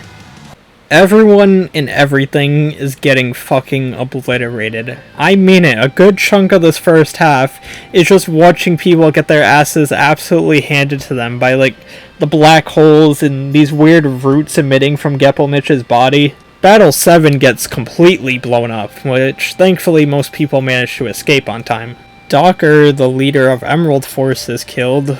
What a shame. Max and Milia fight side by side again, with the latter saying the generational line, "Aren't you supposed to be a genius?" And Mylene gets owned so bad that Gamlen has to escort her back home. While Mylene leaves the field, we get a cool scene where Vivitas and Ray hold down the line, showing that even instruments alone could produce sound energy. They go to check on Basara, but seeing him still comatose causes Mylene to start crying, demanding for him to get back up. And in one of the greatest displays of character development ever, Gamlen begins singing Planet Dance to try and wake him up. Mylene eventually joins in, and it's enough to bring him back. But it wasn't just the Spiritia coming from them that restored him. They look out the window and see hundreds of fans singing Planet Dance in tandem. And this gives us the greatest moment in fiction. Basara hang glides off the hospital to his Valkyrie, and in the midst of this, Flower Girl finally does it. She finally tosses her flowers to Basara, and he catches them! Bravo, Kawamori! This is fucking cinema! We get the embarrassing revelation that the military for real sent out jamming birds to deal with this. Yeah, no, Macross 2 songs ain't doing shit. Gepelnich is so out of control that he even begins destroying the other Proto Deviln, like Goram and Zomd. Thank fucking god. Everyone's Spiritua begins getting slowly drained, and Basara arrives singing Planet Dance for one last time. In order to maintain their Spiritua levels, everybody in the series starts singing in tandem. While everybody on the planet singing together to beat the main villain would have been a badass way to end the series, Kawamori said, let's wait a couple more decades for that. And they all have their Spiritua drained anyways. Even Flower Girl's flowers die, what the hell? While Basara's unconscious, he begins thinking back to that mountain. An image that reminds him to keep on going. An image that fuels him with enough willpower to break from the trance and generate all new levels of Spiritua. I absolutely love it. This scene right here displays why I love this series so much. Moving a mountain, moving the galaxy, changing the hearts of those who are pure evil, they're all tasks Basara has been told time and time again are impossible. Even he himself has felt some doubt after numerous setbacks. Yet, time and time again, he keeps trying. He keeps singing. Try Again is literally the name of the song he sings in this scene. Even when face to face with a literal living black hole, even when his mech is getting shredded into pieces, he keeps on trying. And then Civil shows up. Civil is the living proof that he achieved the impossible. A being who was once thought to be pure evil sides with him and even starts singing alongside him. Stopping the cycle of violence and embracing culture is what Macross is all about. This series is more in your face about it than any other Macross series, and that's what makes it so special to me. Kawamori said the biggest regret with the original series was that despite trying to convey a message of peace, Hikaru still saved the day by resorting to violence. It's that regret that drove him forward when making Macross 7. To me, Macross 7 isn't a series that disrespects the franchise. It's one that celebrates and embraces it. Macross 7 is the most Macrossiest Macross to ever Macross, and that's why, despite the sluggish pacing, despite the repetitive structure, despite the lacking visual presentation, it will always be my number 1 Macross entry. Basara and Civil, they don't just move a mountain, they move a fucking black hole. Gepelnich begins singing alongside them, cleansing out all the darkness in his body, realizing how silly it was for the Proto Deviln to be stealing other people's culture when they could be generating it themselves. And so with this newfound outlook and this pure energy running through his body, he decides to take off with the Proto Deviln, where they'll live a life of peace and live off of their own spiritia, their own culture. Civil wishes him farewell, and we get a montage of humanity trying to rebuild themselves after that war. Acoustic Totsugeki Love Heart plays, and we get an ending shot of Guvava looking out into the sunset. And that puts an end to the Macross 7 retrospective. I've officially covered my favorite, yet the most divisive entry in this series. While I may have come off as a bit defensive at times, just know the purpose of this video was never to attack or discredit anyone who isn't a Macross 7 fan. It was more so to offer an insight as to why someone may enjoy it. I get that Macross 7 has its problems, but I can't change the way I feel. Even in the episodes that are considered complete filler, I still find immensely enjoyable just because of how much I love this world and love these characters. I found them all to be extremely charming and well written. Firebomber's music is my favorite in the franchise, and what I loved most of all was how much this series was willing to be itself. Despite running the risk of disappointing a lot of longtime fans, it embraced its weird and unique ideas. It's stupid and it's corny, but you could really tell it came from the heart of those behind it. And if you couldn't tell from the way I'm talking right now, I also like being stupid and overly corny. I don't give a fuck, I'm gonna keep up gassing Macross 7 till the day I die. I'll have Neki Basara engraved on my tombstone. But I get it, this show is weird. It strayed away from a lot of why people liked the original series and Plus. So if you guys want to listen to a different, much more negative take on the series, I'd recommend checking out the Macross 7 Retrospective by Daniel from You Can't Unwatch It, or now known as Protoculture Reviews. He made an entire Macross retrospective way before me, and while I highly disagree with majority of his Macross 7 videos in particular, Neki Basara taught me the importance of hearing people out. As for why I'm shouting him out now, not only do I find our contrasting views on the series really funny, but while making this video, I saw that his old channel got terminated due to false copyright strikes or some bullshit. That's what you get for messing with the Basara Mafia! For real though, most of my digs at him are just for the bit. If you like my videos, then go check his out too. Anyways, if you watched through this video the entire way through, you must have been bored. You're probably listening to this while drawing or something. But I hope you stick around. We got 5 more Macross 7 centric videos to go, because they really milk this shit.